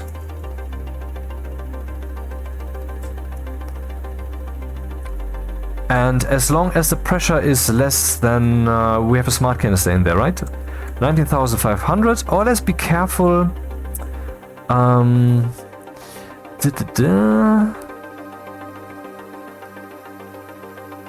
not sure. Let's say 19,000. That should be enough.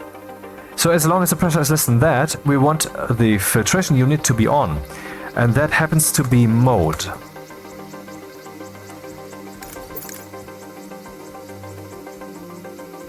See, the filtration unit also has a logic value that says on. But what happens if a chip in the housing of the device tells the device to turn off? Then the program ends, because the program doesn't have any power anymore. The chip is no longer running. So to actually deactivate the thing, we can use the mode. So see, this device conveniently has a mode that can do that. The programmers of Rocketworks, they implemented this because they thought, yeah, that makes sense. Turning that off, that would be stupid. So let's be able to deactivate the pump of the filtration unit by setting the mode accordingly. So like the on value 1, the device would be on. The mode value 1 means the thing is active. So what we have here now is I'm loading the pressure of the output side. There's actually an output 2 also, that is where the waste gas is. I don't care about that. I'm loading that into R0, and as long as the pressure is less than 19,000, R0 shall be 1, which means that mode shall be 1. And this means that now we have averted the explosion.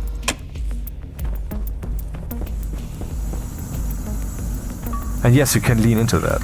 It's safe. The pressure here cannot exceed 19,000 or 19,500 or wherever it will reach. It will overshoot slightly. You can see how slow it is growing.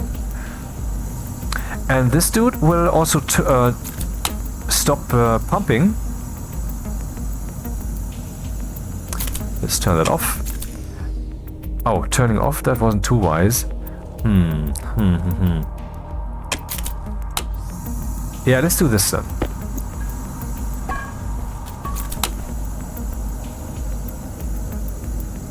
Okay, that takes a while. The planetary pressure is really low. We can use, of course, a bigger vent. These are not the one vent that exists. You can put up a vent there that is meant to empty hangars, you know? A whole hangar can be emptied with a larger vent, which even reaches into the depth of the room. It doesn't just empty its box, but it even reaches out to the side and into the depth. But that dude consumes 500 watts and takes an entire wall tile and so forth. And I'm not sure what it will do here in this situation. I haven't yet done such a thing. But then we could get a lot more gas from Mars. And yeah. Power low. So what should happen here is it reaches 19,000 something. Then it should turn off. The pipe might burst if this fails, yes. But that's not fatal. We would just have a loud sound and something streaming at the station, some pressure shock, not a problem really. But this should work. And then this thing will turn off, hopefully. And so this means that the pressure here would keep building. And then we will have eventually too much pressure in here. But this thing should turn then off. So now we can test this by these means. This is a bit faster than letting the canister in there. So, what else do we have? Let's say the arc furnace, we have now seen how nice it is to program it like this. But let's not program it like this. And clean up the station a bit.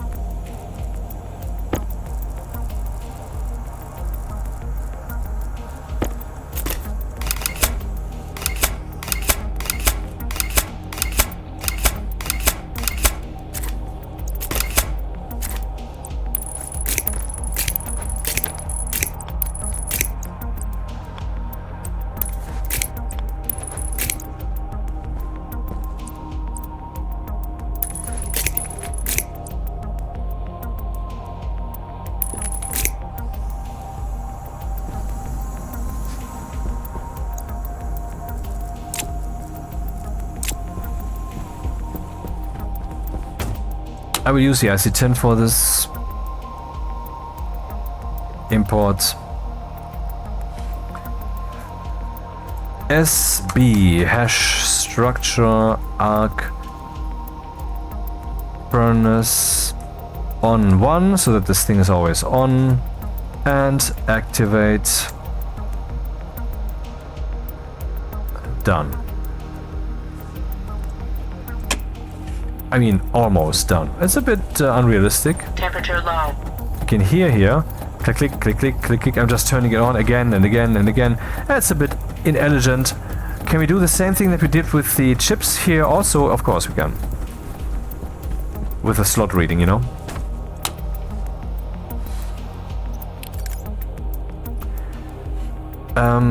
Where do we have to go? Hey, the temperature is low, you say? Oh, 0 degrees? Whoopsie whoops.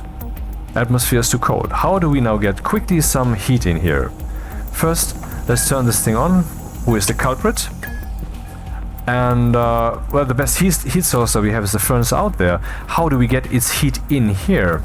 This is kind of a panicky situation. This is one of those action scenes that I was talking about. Let's play the action scene. Behold, for there is action. We will need some pipes. I would also need some radiators. There are actually some radiators out there which I no longer need. This is good. This helps me here.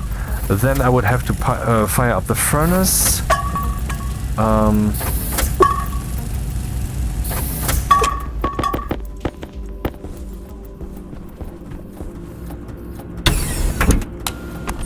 Oxygen low. Dude, I don't have this kind of time. Yes, you can make the airlocks faster. Of course, this station is. Don't ask.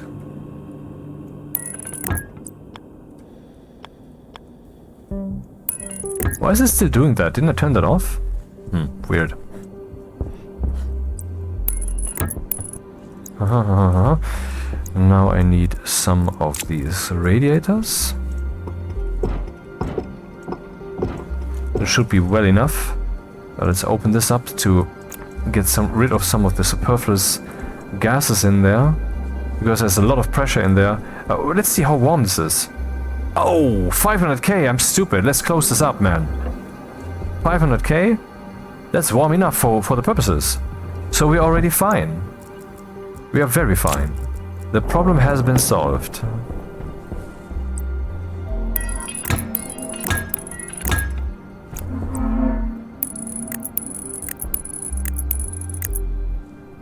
Hasn't it been? It has been.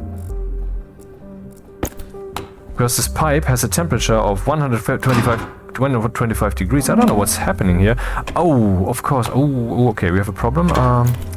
No, this shouldn't happen.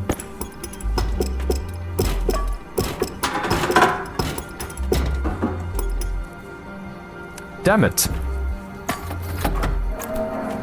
Okay, guess what just happened?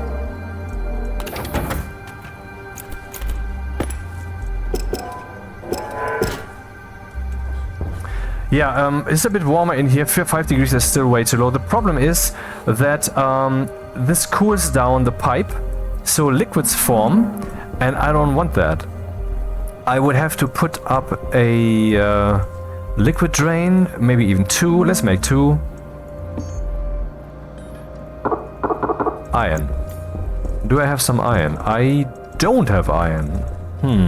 See, such situations can occur, and then suddenly you're like, oh no, what will I do? 10 iron. Is that enough? How much iron do we need for 1?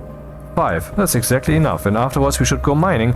Good thing we have the the pneumatic mining drill, so we can test that thing out. Turn off, dude. How are the plants doing? Oh, barely growing. Okay, the crisis had already been averted.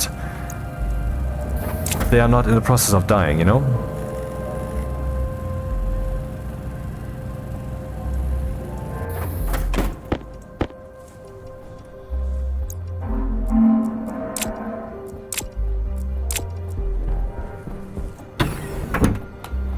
So first I want to make sure that any liquids that would be forming would fuck the fuck off to the planet. Come on, open the door, I want to get out.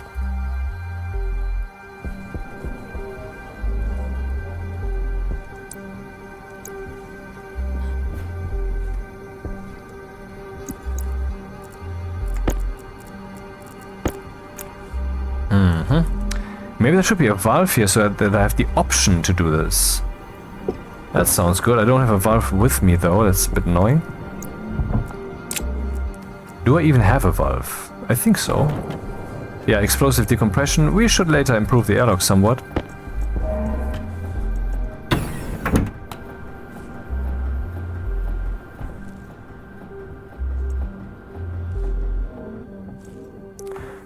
Yeah, I could have put up an alarm that tells me about the station's temperature, you know? For example.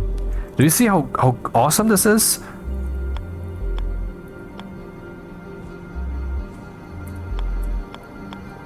I mean, there's engineering solutions for and so many reasons to put some of those up even. Okay, we can put the pipe back in there.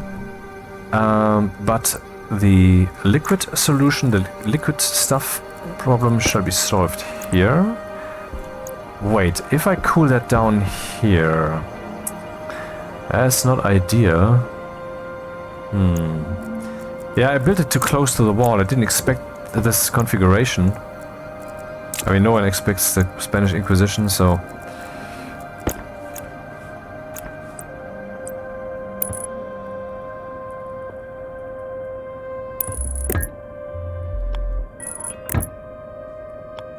Let me just change the channel a bit.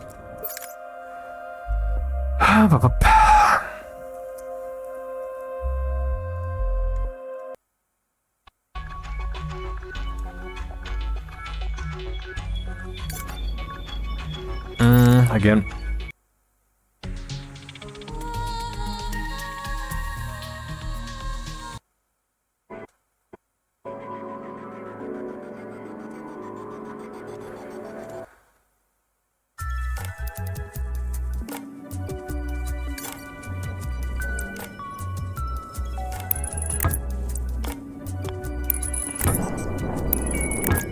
Yeah, that sounds weird, doesn't it? Looks weird, I mean, okay, sounds weird also.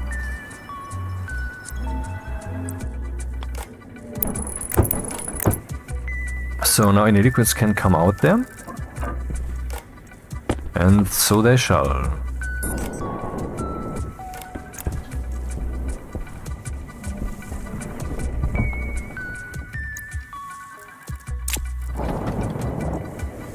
Oh, what just happened? Bleh.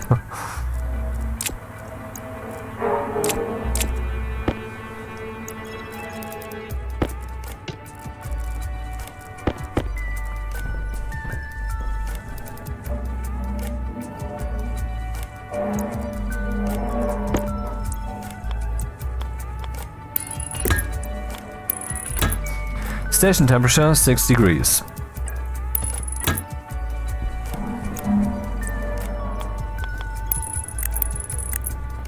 Oh. 7 degrees. Do you have another pipe, maybe, please?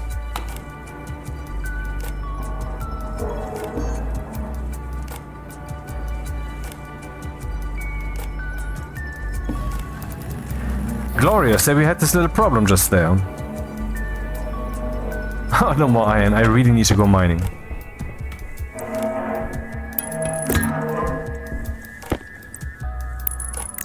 Alrighty. Temperature in here should now be increasing. And the pipe should thus also be cooling down. 5,000 joules convected. These things are quite effective. 12 degrees. I mean, look at the station, how big it is. I mean, how big this room is. And still, we have risen the temperature from 0 degrees to over 10 in this short time. I mean, not in the last few seconds, but in principle, since I was tampering with the furnace out there. That's awesome, isn't it? And it's realistic. This temperature is now being drawn out of here, and this means that you can see here there's some pipe stress because things are being becoming liquefied. Let's turn this on again.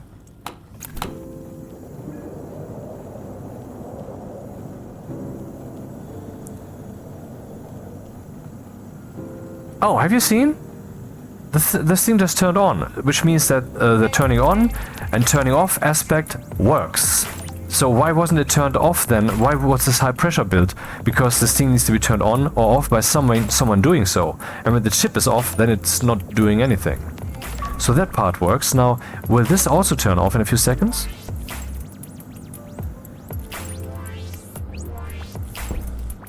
Yep.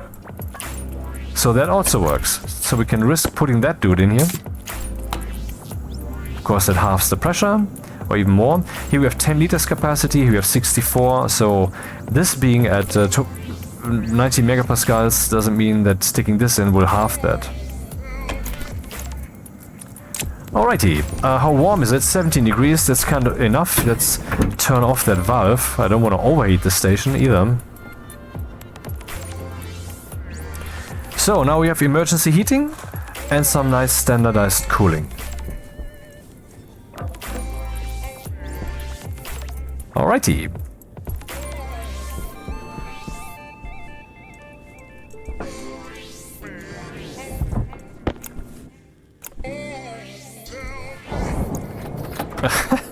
Stationeers. What?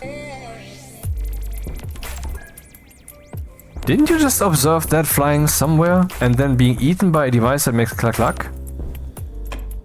Oh, did I pipe that up? Cable that up? Oh, we no longer have any electricity? Is that the problem? Maybe so. Oh yeah, well, okay, that's the reason. Now, if you run out of electricity, this means that things in here can explode. Because depending on what you have created, what you have set up, then, for example, your logic will no longer be in control, and then that's a problem. So we need more coal. I mean, you still have some coal, it's not like we're naked. And the coal burner can really help a lot now. And I also piped it up so that I don't even have to go outside.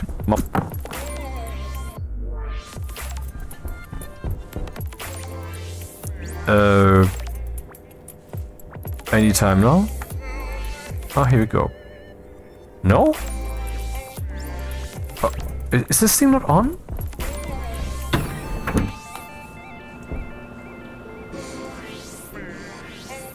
So how's the airlock still operating? Well, there's a little switch here which has a battery buffer. This is one of the big batteries. And what do you do when the battery runs out? Then you use the crowbar to open this thing, and you stick your own suit battery in there. For a moment, and then you cycle the airlock. Why is this not... Oh, I have a suspicion. The problem probably is that something else accidentally was tossed in there, and so that's now blocking. Yeah, I don't know what's in there, but that's not coal. Oh yeah. Haha. The things that can happen. But how you build your station is up to you. You can make a long corridor, a door to the left, door to the right, with signs, the door even having some writing on it that tells you where it will lead. This could be an airlock, this could just be an interior door leading to a shower, a bed, a room full of chips that controls your entire station's logic. Whatever floats your boat, man, you can do anything.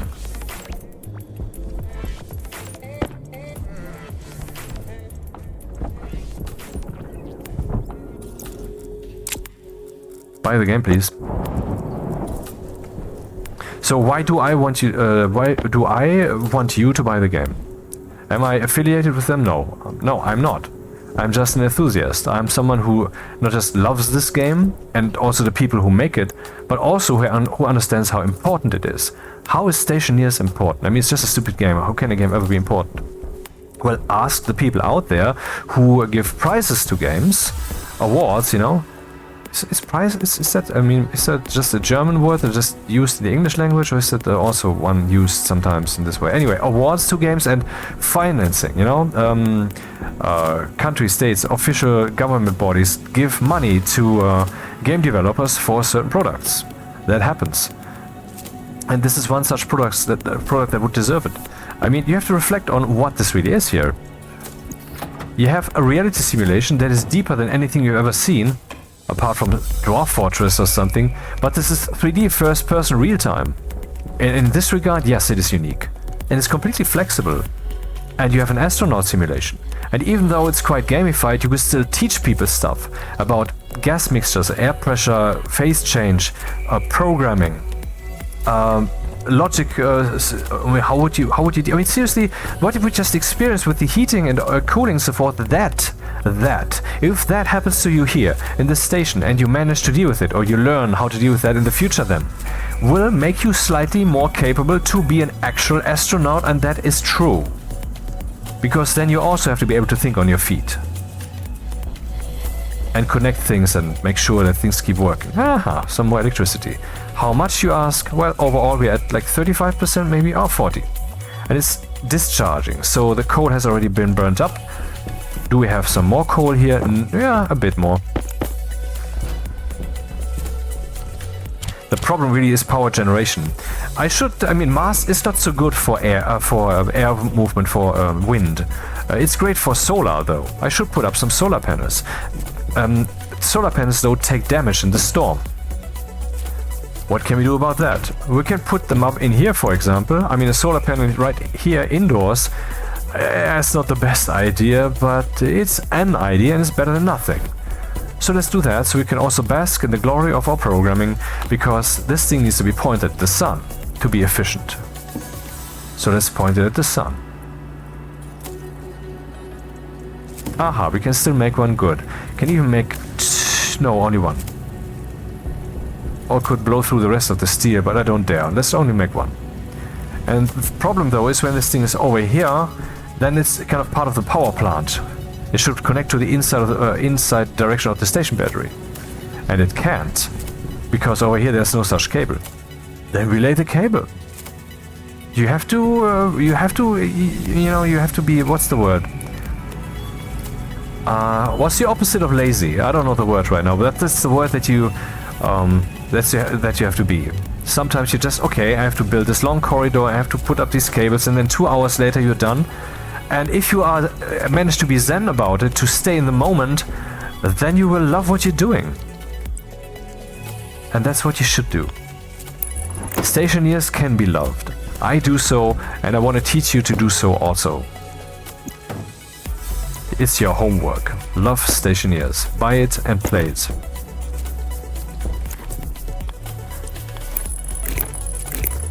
I just put up a solar panel and you saw there was a kit. I had the choice to make a single one or a solar or double one. This is double, meaning we have 2 connections. Single means we have only 1 connection, which has both the power and the data. But I want to connect this with the station battery and this with the logic to control this thing. It's not yet done. We need some glass. And now I want to point that thing at the sun, which is relatively easy. Here we have a daylight sensor. I see housing. So, the daylight sensor. Let's clean this up a bit.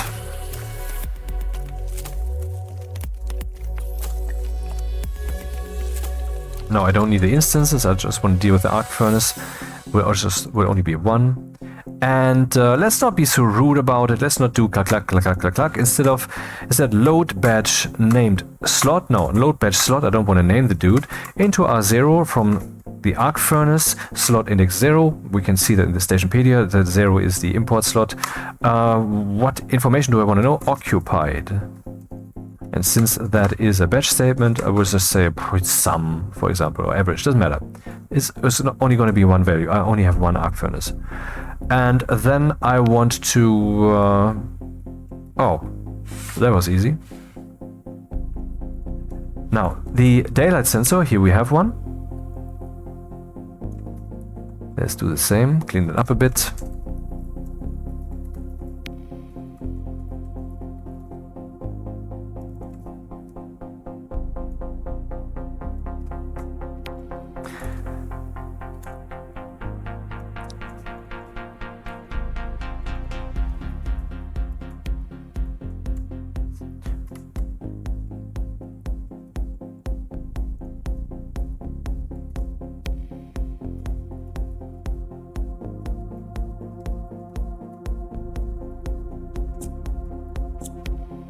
I think that's what it's named, but let's see.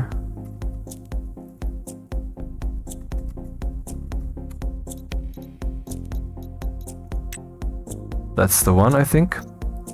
Let's just go back to the kit, then we will remember. Yep, okay. Structure, solar panel dual. Okay, that was incorrect. Sometimes the name cannot be derived, but in most cases that's rather easy.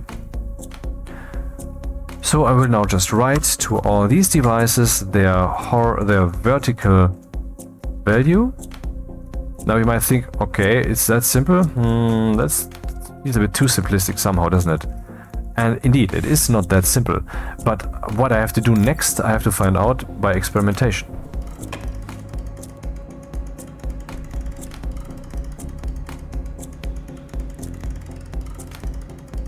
It only reacts to sunlight. Sadly not to the grow light, that would be something.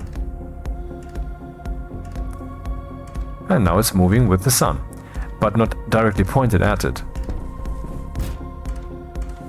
Once the sun is up, we can be a bit meaningful about this and then rotate by 90 degrees, 180, 270, or maybe invert the value by subtracting it from 0 or such a thing. But it can only be one of those things, and yeah, that's not too much asked. Problem though is we don't yet have a connection to the power plant.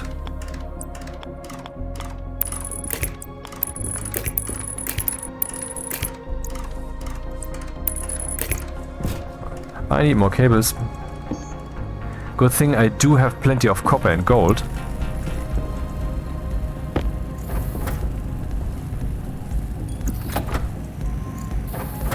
Ah, that's looking good. This will make about 100 cables.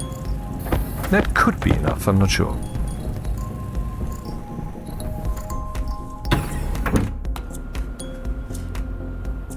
You should be aware that what you're currently watching, if someone's indeed watching this still, and is still torn about the game, or rather is kind of fascinated maybe, and they want to get it, then you should stop watching. Stop watching this video. Buy the game, play the game. I'm giving away well, tricks, things that you need to do, things that you need to figure out, and oh, look at there, celestial body, Deimos, I would assume, and you cannot make those experiences anew. Like I said, I envy you for not knowing the game, and now I'm spoiling it for you. What kind of asshole am I? Stop watching, okay? Stop watching if you think that you don't want to know all these things.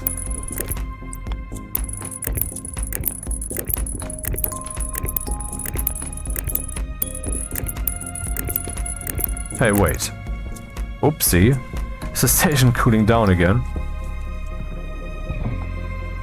Minus 50 outdoors, and indoors we have 6 degrees, alright. A bit cold. I think we can also sense the temperature of that gas.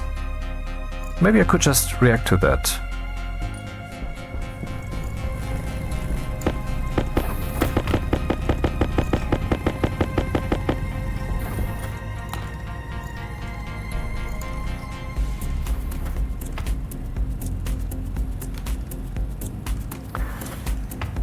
Okay, so pressure input and then we turn that thing on. Wait, that's the vent. Pressure output, yes, of course. Now I will do something else. Before we apply the mode here, before we say the mode shall be 1 or 0, I will do something else. I will load the temperature input. Yeah, that works, okay. Otherwise I would have found it in the Stationpedia, I guess. Or, well, just because it's orange doesn't mean it will work.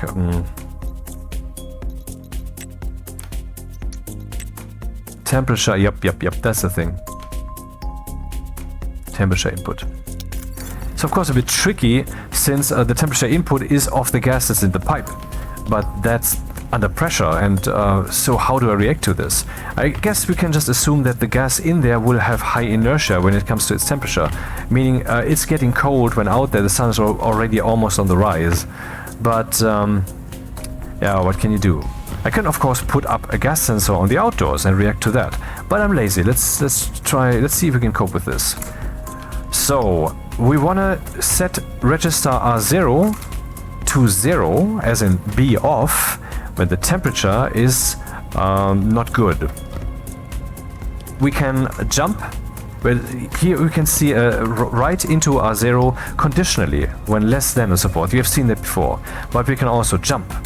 This is like the jump statement only for some reason. I mean, I learned 68K assembler in the 80s on the Amiga, so I know back then they also used branch instead of jump in that situation. I don't know why. Anyway, that's the way it is, and the move statement also is from back then. I can branch to a label here, for example, but I can even branch relatively.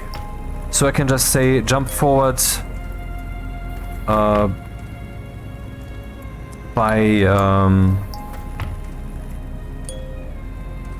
2 lines. 1 line, 2 lines, which means that you will never have a 1 here. That never makes sense. So a 2, 1, 2, which means I will skip over this line. This line will make sure that the filtration is off. So when do I want to skip over this line? When everything is alright. And I want to not skip over this line when things are too cold. So when the temperature is greater than wait, the temperature is in Kelvin. Let's change that, subtract from R0 to 73.15. Now it will be in Celsius. Branch relative if R0 is greater than, let's say, 5 degrees. If it's greater than 5 degrees, then we jump over here. If it's not greater than 5 degrees, then we will not jump over and therefore turn the mode off.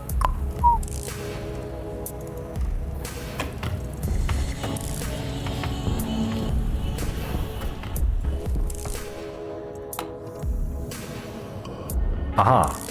You heard? It turned off. It's no longer pumping.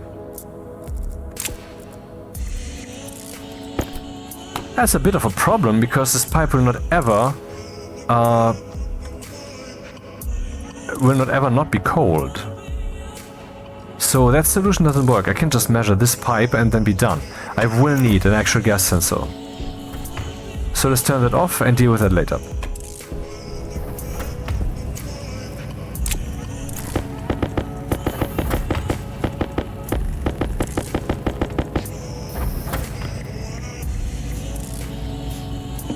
Ah, too early.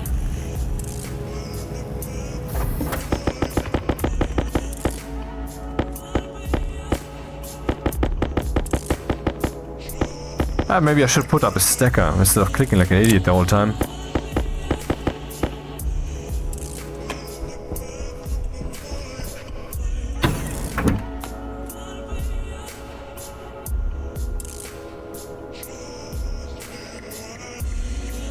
Wow, it's pumping quite much. How high is the pressure in this station?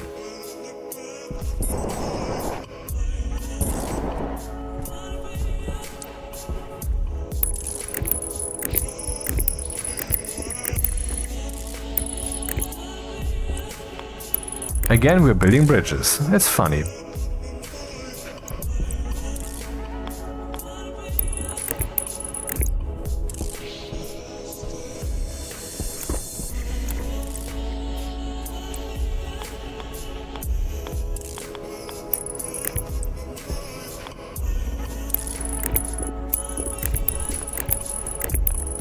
sadly, there's no way yet to make a cable more quickly. You cannot say, I want to make a cable from A to B, bring the resources, make sure there's nothing in between. That isn't yet possible. Okay, but this thing isn't quite turned towards the sun, or is it? So let's work on that orientation. Currently coming in 50 watts, not quite enough to sustain such a wasteful station. 180 kilopascals! Dude! If I reach like 220 or 230, the station will start exploding. The walls will take damage, and what happened there? Well, it pumped from out here into here, and everything that wasn't oxygen. Oh. Wait, this means I also pumped in a lot of pollution, no? Toxin detected. Oh. Oh. Toxin detected. I guess we have more problems than I thought we had. So first let's clean up the air. That's an uncommon failure. But I guess the pollutant is not that high. I mean, not for the plants. They're still fine in this regard, but the pressure is too high. What can we do about that? We have to relieve the pressure. What kind of gas do I want to get rid of? Ironically, oxygen. Right? Oh no, we have 85% CO2 in here. Well, let's be quick about this then and do this.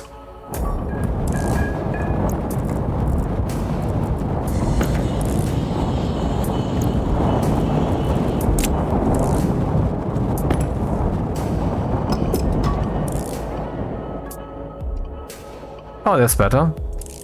See, the passive vent has two types. One that you slap on the wall and then this happens.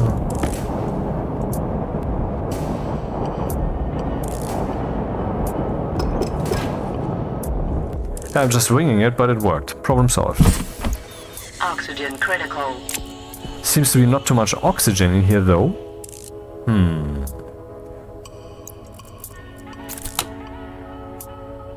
11%. Not enough. Well, then let's turn this thing on again. What's happening? Flashing arrow. What's the problem then? Why is it flashing an arrow? Oh, because I removed this. Yeah, of course. So it pumps in here now everything but oxygen. That's kind of the problem, isn't it? But yeah, I have to remove that line with the temperature sensing. That doesn't work for us. So just do this. And well, to be thorough, we can also do this. Waste tank caution. Doesn't really matter. Now it should be getting very cold over here, because this pipe is very cold. But anyway, the purpose is to build pressure here, or rather, to relieve it. Now we're pumping into the room, which will increase the pressure, but what we're getting is, well, basically, at this point I could just pump in directly instead of using any kind of filtration.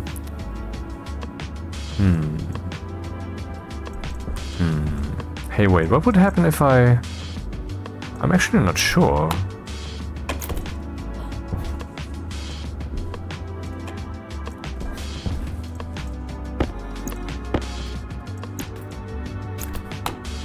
Is this thing still pumping?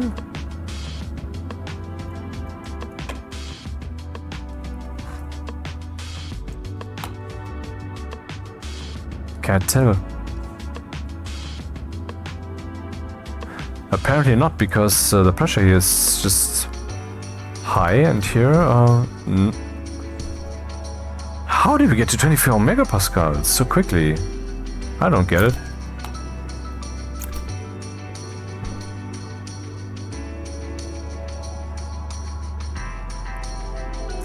Yeah, I'm stupid. Anyway, Power low. the problem anyway is that with this method, I will ultimately just get planet atmosphere in here, which consists mostly of CO2, and then I get too high pressure. And what will I do? I slap the vent on there again, and then that doesn't solve the problem at all. We need oxygen here. Period. So this thing, I need to optionally either pump it into the room, or I need to pump it out there. It's a matter of decision. I don't know how to deal with this yet. And I don't need to. Because we have so many other options. So let's keep doing this for now.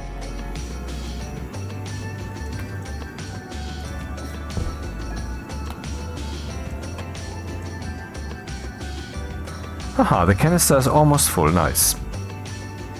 And what's in there? Oh, all kinds of crap. I'm not sure how that happened. Possibly because I just flipped this around for a second. That might actually have been the reason. Damn it. And then when the pressure in here is Oxygen critical. too high again, I will just relieve the pressure, and then I will just toss down some oxide, which is almost pure oxygen, and then we'll have our oxygen. Though it's kind of lame, isn't it?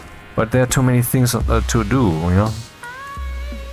So the plants are saved. Seeds, towards seeding, moderately well, okay. Temperature is... yeah, okay, we have gathered basically no sunlight. Let's see if adding to... Oh, that's wrong.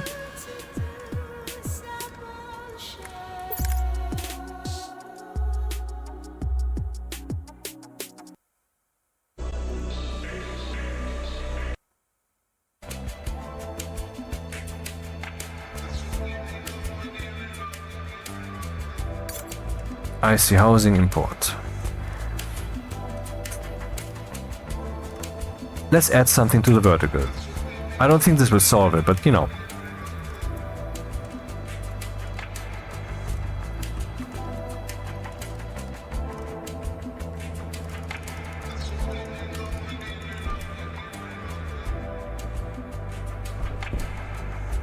That angle could be correct. That could be correct. Let's add something to the horizontal.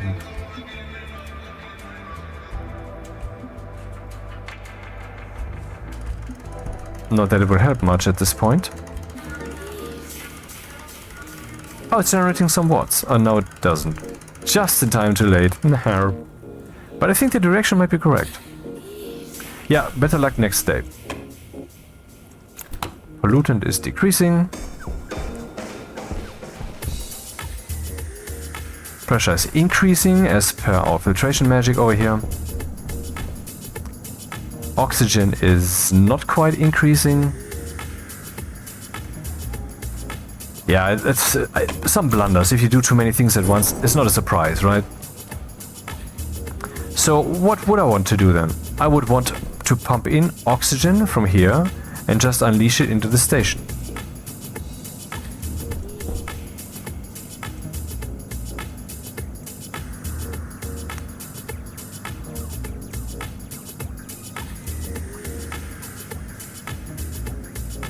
And this would have to be on the outside.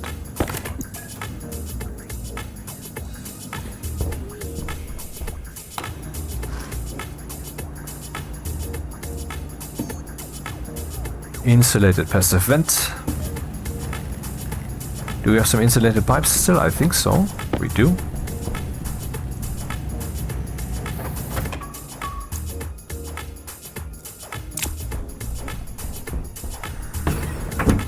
Yeah, the airlock being taking longer tells you, oops, the pressure must be high. So, not bad.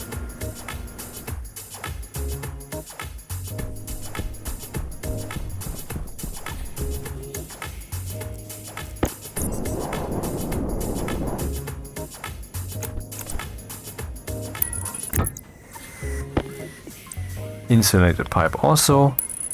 And now we're on the inside. We don't need anything insulated anymore. Station wasn't too warm, was it?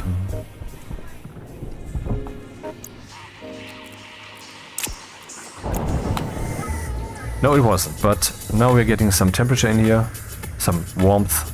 Not much, but a bit.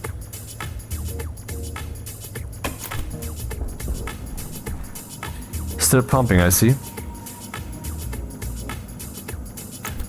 So this is not for breathing then, since it's slightly polluted.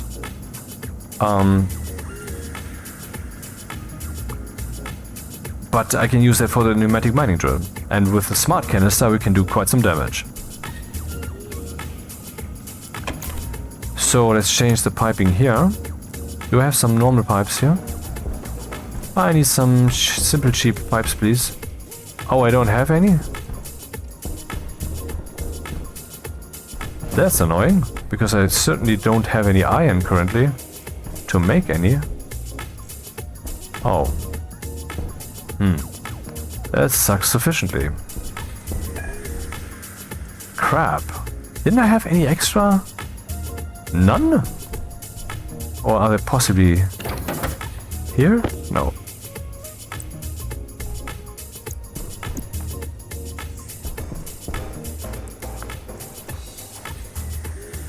Hey, wait, the pressure was so high, I have an idea where they might be. Unfortunate, but I've never had this experience in this way. So many things to consider. Really, having to design a station while you're kind of in panic mode at the beginning. Oh no, that wasn't it. That's kind of unfair. But, you know, once you have your survival box, you can start building the real station. And this would just being your starter box, basically, you know? Why not handle it like that? Do I not have any pipes?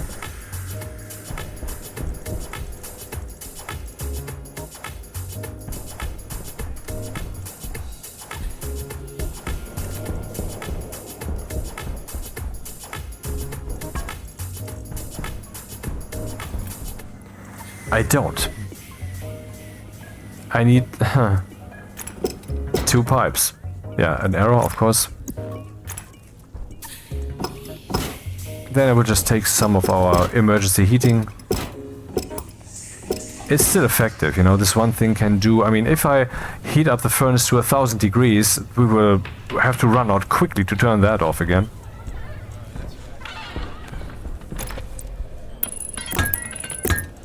Okay, so now it pumps in anything out there. Filters for oxygen, that goes here. But it has stopped because the pressure has been reached. And now I want to make... Wait, this pipe is probably polluted now, isn't it?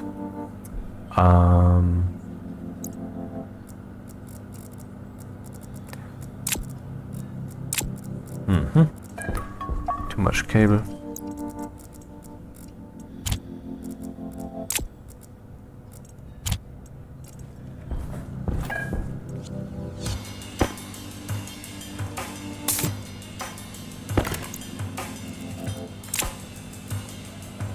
I like this track. I hope it's not mega copyrighted, but only slightly.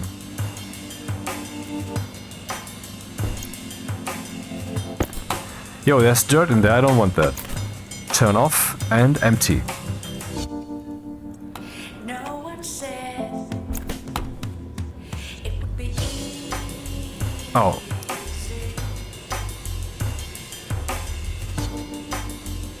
Did anyone tell Too much pressure in the station. me straight and long? Relax your mind.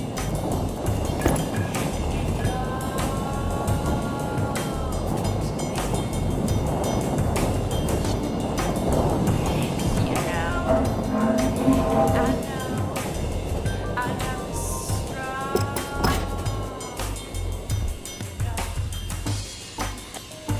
To weather the rain, to weather the snow, to weather the storm, to weather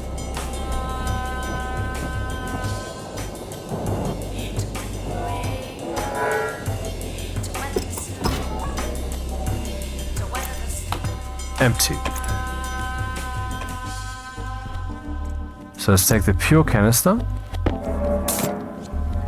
and harvest oxygen.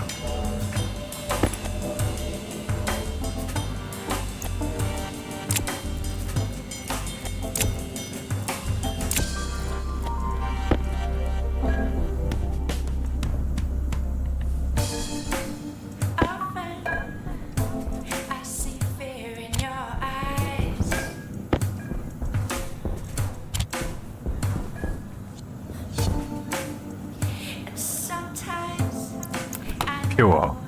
Your heart is Bit cold though. little arrows. Okay, that's a problem. So many problems. Yeah, it's all very rudimentary, so... No one can do you wrong. Should we go mining or what? I'm not sure. 'Cause I know, and you know, our love is Oxygen critical. to weather the rain, to weather the snow, to weather the storm, to weather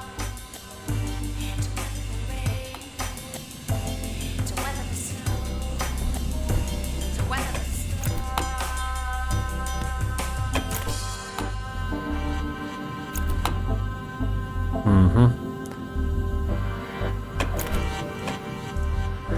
I will reduce the value to 10 megapascals. 20 is a bit high.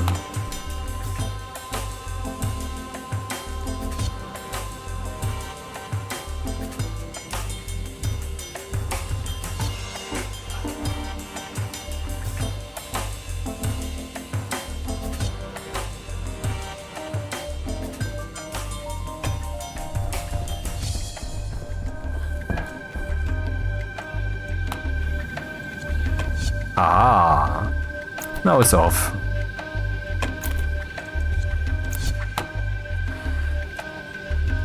It's no longer pumping anything in there, we're just seeing the remaining reactions taking place.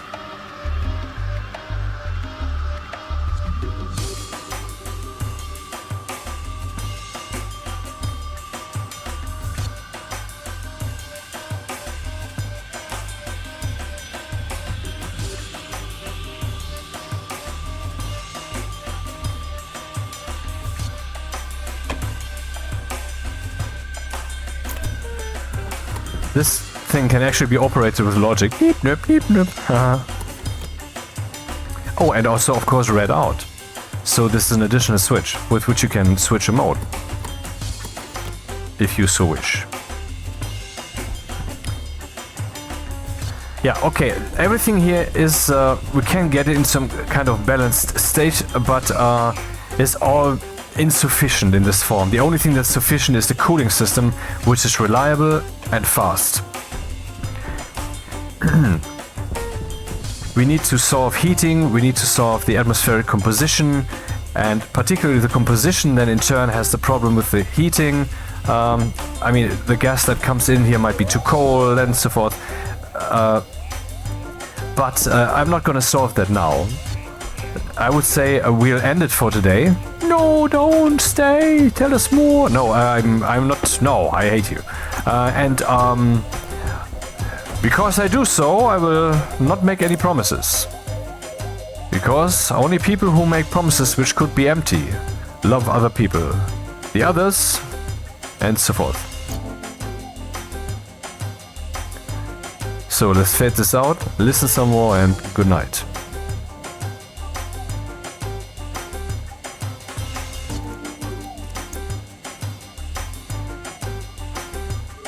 Oh, crap. Ah, it was a blunder.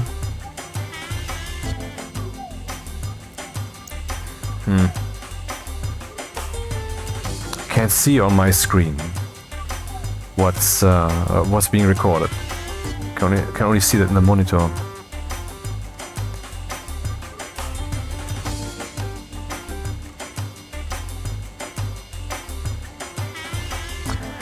That would be hilarious if this song needs to be muted in YouTube, and now I'm letting it play out, and so the rest of the video would just be silence. And well, I can't know yet. We'll see.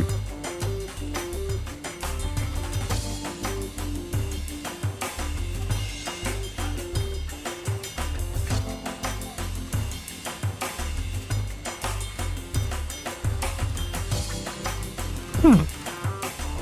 99% efficiency. Seems to be correct, man. 500 watts. I mean, for comparison, those were like 50 watts. Oh, okay, it's of course joined now. We had like 50 watts sometimes. Now we have 10 times that with one solar panel. Still, let's stop wasting electricity.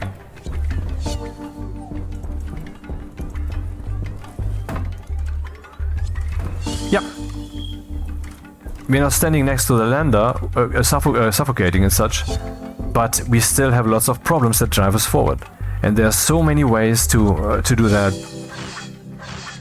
So, get the game, please. Help the Stationeer project by financing it and by making the community bigger and better. And making the game more known. I actually have a nice trailer up that you should know. So, good night.